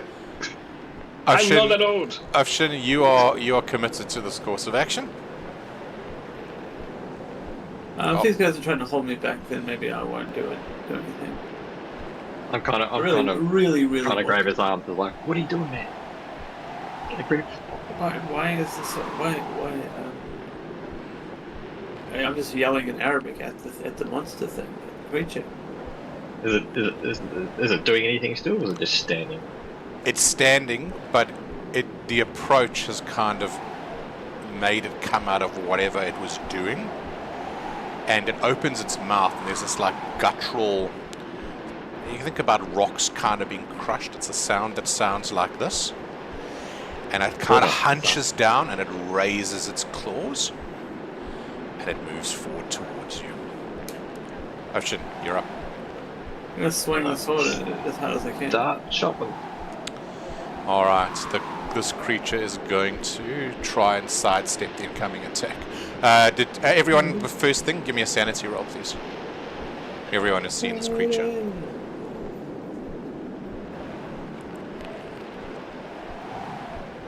Nice, Afshin. Oh, extreme success. Nice. Look at everybody's Hard lean success. hands. Alright. Everyone manages. You've seen a lot of weird stuff.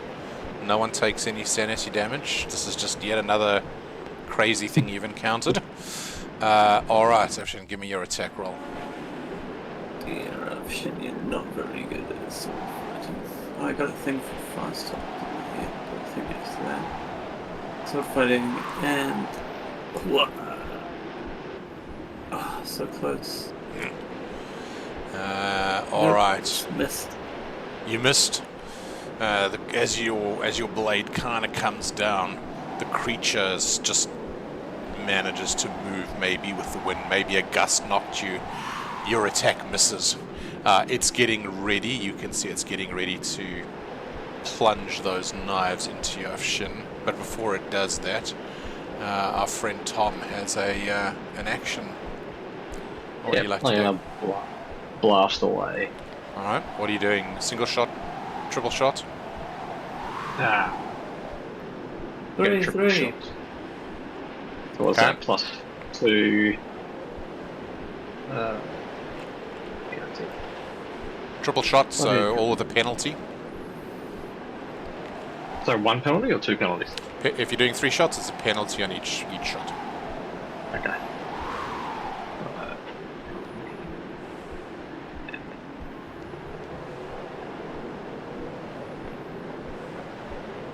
Bam!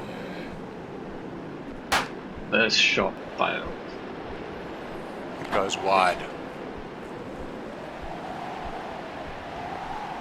Ooh. Oh! Cop that. You see the bullet punch into Can I make this it a hard creature. success? Sure. I'll make it a hard success. One more. Get it though. Okay, and lucky draft.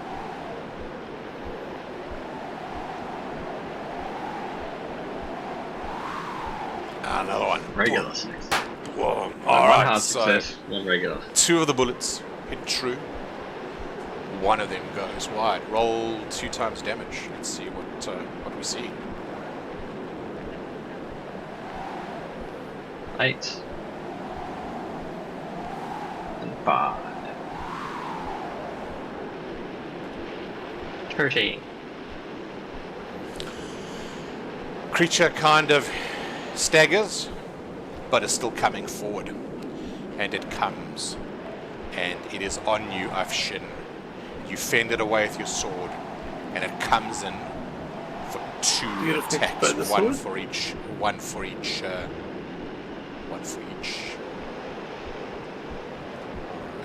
4.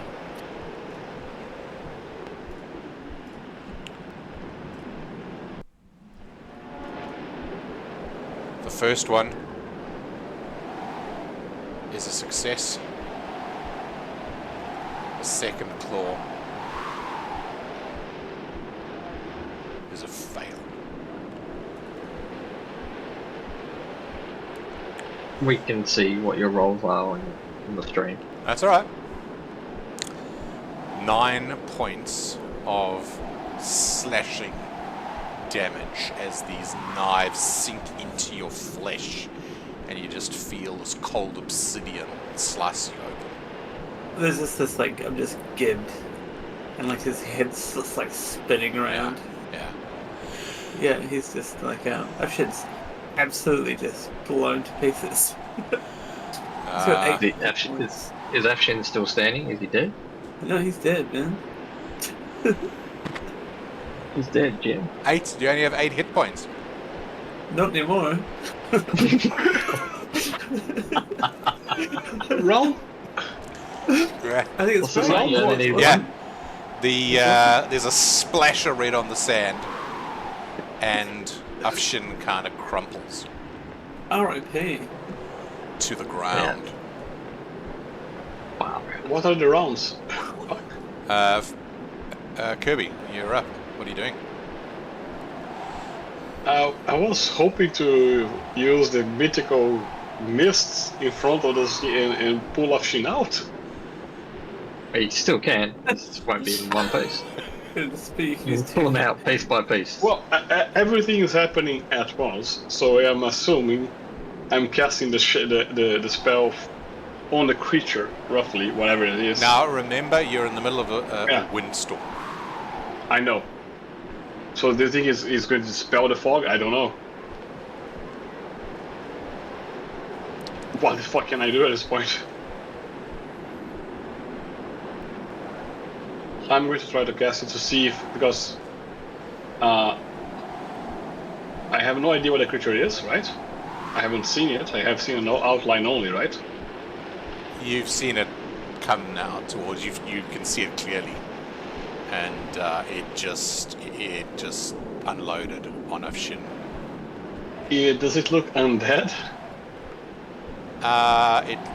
It looks like something made out of stone and sand. It is unnatural. Okay. Well, I don't know if he can handle unnatural. Fuck. I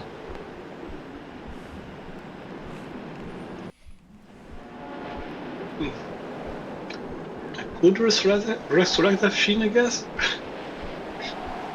I don't know if that's a good idea. Potentially. Afshin can play as a zombie or resurrected.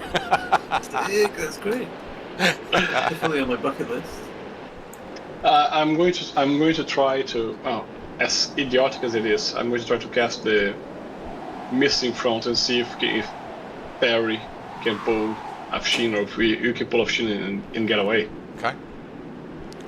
So pay the penalty. What is the penalty? I don't know. You tell me. It's in your character sheet. It'll have a magic point cost and stuff. I just say 2 magic points. That's all. That's what it says. So you raise your hand, and the smoke billows forth, and virtually instantly it's just whipped away in the wind. Okay, so it was, well. Hey, that's a movie scene right there. Yeah, it just whipped away. Just the smoke goes. Afshin is down. Perry, your turn. Alright, he's proper dead. No point trying to drag him away, I'm assuming. So, Don't know, you just saw him go down. He's not moving. was he right? Obviously he was right next to me. Yeah, so the creature's like sunk its claws into his chest. Like those knives just sunk right in. And it's kind of pulling them out, and it looks like it's going to potentially come your way next. If I'm close enough, can I stick my gun right up against his head and just point blank fire? Sure. If I'm close enough. So, am I assuming that's an instant hit, or do I need to roll to make sure I can do that? You got to roll because the gun could misfire, and in the panic, maybe you don't hit it. Maybe your gun goes off too soon. You don't know. Single shot. I'll give you I'd normally require you to have a disadvantage because of the whipping wind, but because you're so close, I'll let you just do a normal roll with your gun. One shot. Give me a bonus though for putting it up against its head. I would, but you're also in the middle of a sandstorm, so every time you open your eyes to see, your eyes literally fill up with stinging sand. Alright, here goes. Single shot, point blank. Oh, you. The Throw your gun. gun into the storm. You pull the trigger, in my hand. but the sand has got into the trigger mechanism, and you feel something grind, and you feel the trigger lock. You pull, the gun is not going off. Have I got time to run? Yeah. Are you gonna try and put some distance between yourself? I'll say you can sort of stumble back. Yeah, I'll stumble back. Sorry, Afshin. I'm assuming you're dead. You had a head in your chest. All right. The Michael, creature. I think you're collecting horrible ways to go. Congratulations. What's next for you? Total obliteration? I'm coming to fuck spiders. I No, did that's say that's too horrible. I did say the loot and shoot approach is going to get harder as we go on in this campaign. Action was emboldened, man. He was emboldened. The creature comes towards. So Perry, you're kind of backing away. Kirby, Yeah. you're backing away. The creature would normally get an advantage, but because you're both moving, it's going to come and it's going to try and rake each of you, and it's not going to get the penalties. So, Perry, it just misses.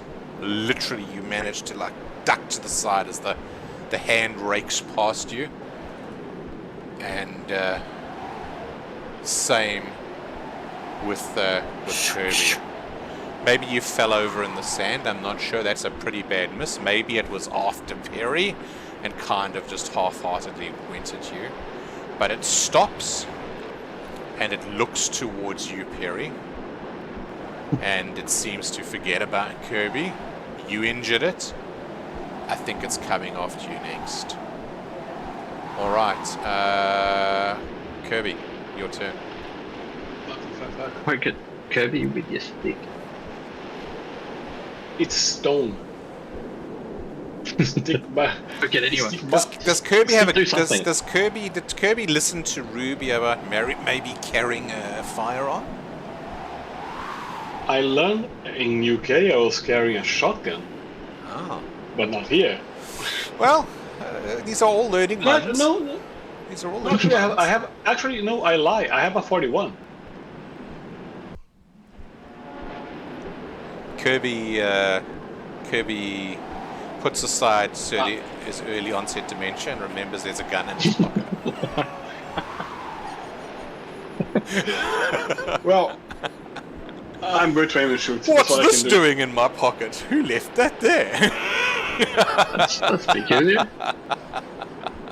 So remember, we have to get rid of the guns when you join God Unity. There's a bunch of stuff going on. But yes, I'm going to have to aim and shoot.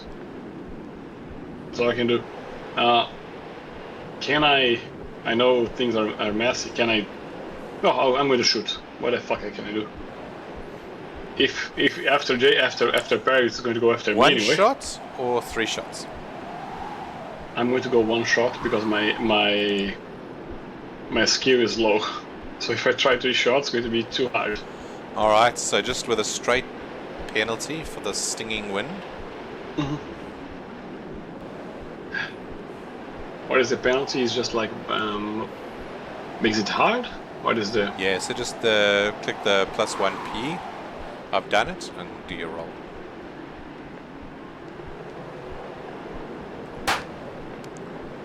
Take 4. That you bitches. Whoa! That's so good! Alright. A hard success. How far are you from an extreme?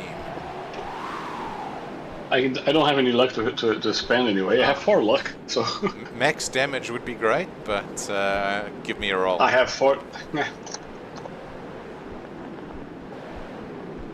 Ooh. Nice! Nice. Another one strikes at dead center.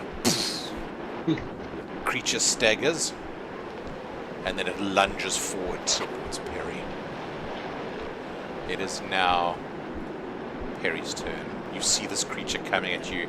You see these red, dripping, black encrusted knives are out, and it's reaching for you. What do you do? Can't run. Gotta shoot. And if we're counting bullets, Don't you have a machine. revolver? Yeah, you could run. I mean, we can enter into a bit of a chase situation. Yeah, you're running in sand. yeah, not good. Do you want to turn and run? I don't think I won't make it. Give it a go. You don't run. Come on. Were we tracking bullets as well? Double checking. So... You want to do economics or do you want to do slaying, broker? No, just making sure whether I've got 2 or 3 left. If we're tracking it doing it properly, then I've got 2 bullets. Yeah. in my gun. So you got 2 bullets in your gun, and you got a trigger mechanism that's jammed. Yeah. Oh, That's the weapon. No, It's, Yeah, it's going to I'm take some maintenance or some kind of a hard mechanical repair roll as your action to try and unjam the trigger mechanism. I can either leg it or I can Or you can lunge grab- for it with grab- Mary. You can grab the magic sword. Yeah, I'll do that. Make Ravi's Are you, full. Yeah. are you any good at that? Why not? So there we go.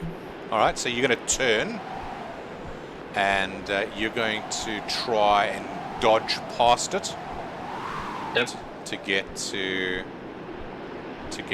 the I love daring do. all right, that's fine. So you're gonna run past. You're gonna try and run past it. Give me what's your movement? 7. This creature has a movement of 8, so it moves faster than you. Thematically, I like this. What you do is you sidestep and you make a run for the corpse. You see the creature lunge at you, and it's almost like a human being diving into water. It dives into the sand, vanishes. You run to the corpse, you sprint, you slide, you grab the sword, and as you grab the sword, you see hands start to come out of the sand next to you as it pulls itself out of the sand close what's to up? you. What I'm going to You do... hear a whisper on the wind that says, "Baby." What I'm going to do is I'm going to give you the Sword of Akmala, Tom. That's now in your inventory. He-Man moment. Okay. Can't be only one. It's going to make a half-hearted swipe at you as it comes out. Only going to get 1 attack this round. As it comes out, it's going to try and swipe at you. I'm going to say it's a standard roll. He doesn't get the normal advantage he has from the sand effect he's created. Yep. So here we... Oh, sorry, that was with... that was with penalty, so a regular success with penalty. So as it comes up, you feel these like razor obsidian knives kind of slice into your thigh as you struggle to get up to the ground as it pulls itself up out of the ground. 5 points You of got damage. Motley Crue pants on now. Kirby, you're watching all this unfold. What are you doing? I'm going to try to shoot again. 1 shot or 3 shots? 1 shot. Are very good you at getting this. up close to do away with the advantage? Yes. Okay, so you're going to sort At of this rush point, I up, can do. back of the head Yep. type stuff, standard single shot. Give me a roll.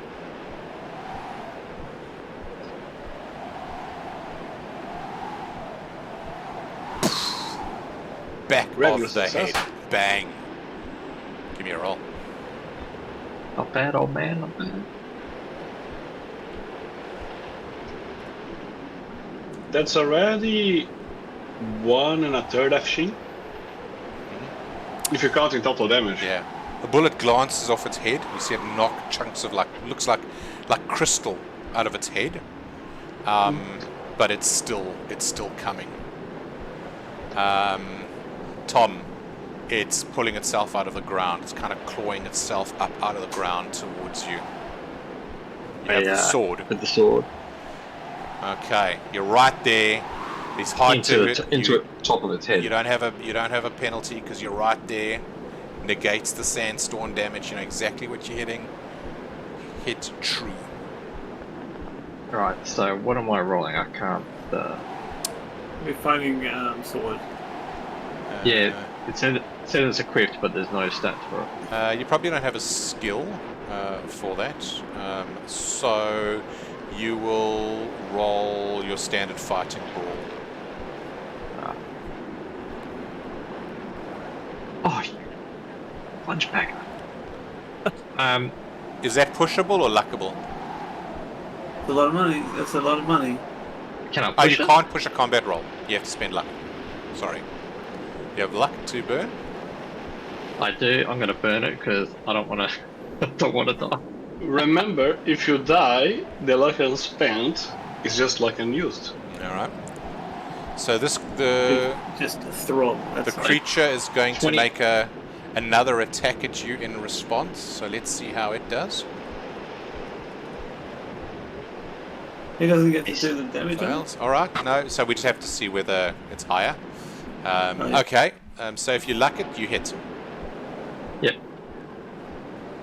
And then what is that maximum damage? What's the damage on that sword? So if you On go, normal fighting brawl damage. Sword of Ankmala is 1d8 plus 1 plus db.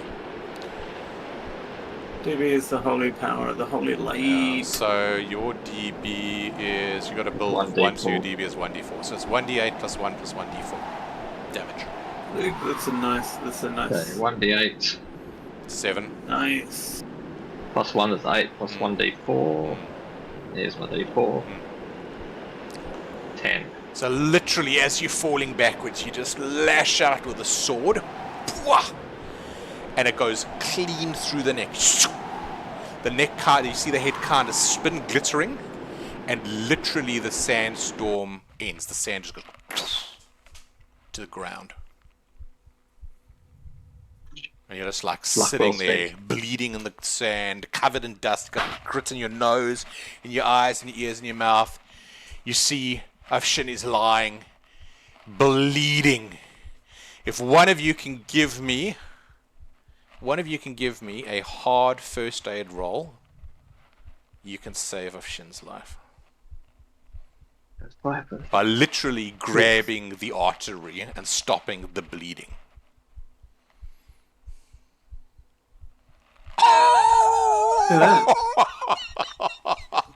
It was meant to be. You both just jump on him. You literally just like plugging, like the person plugging. You're just plugging the holes. On the right way. Tourniquet belts. And Focus on his back and his I'm head. gonna say with 2 extreme successes, Afshin, you stabilize on 1 HP and you're unconscious.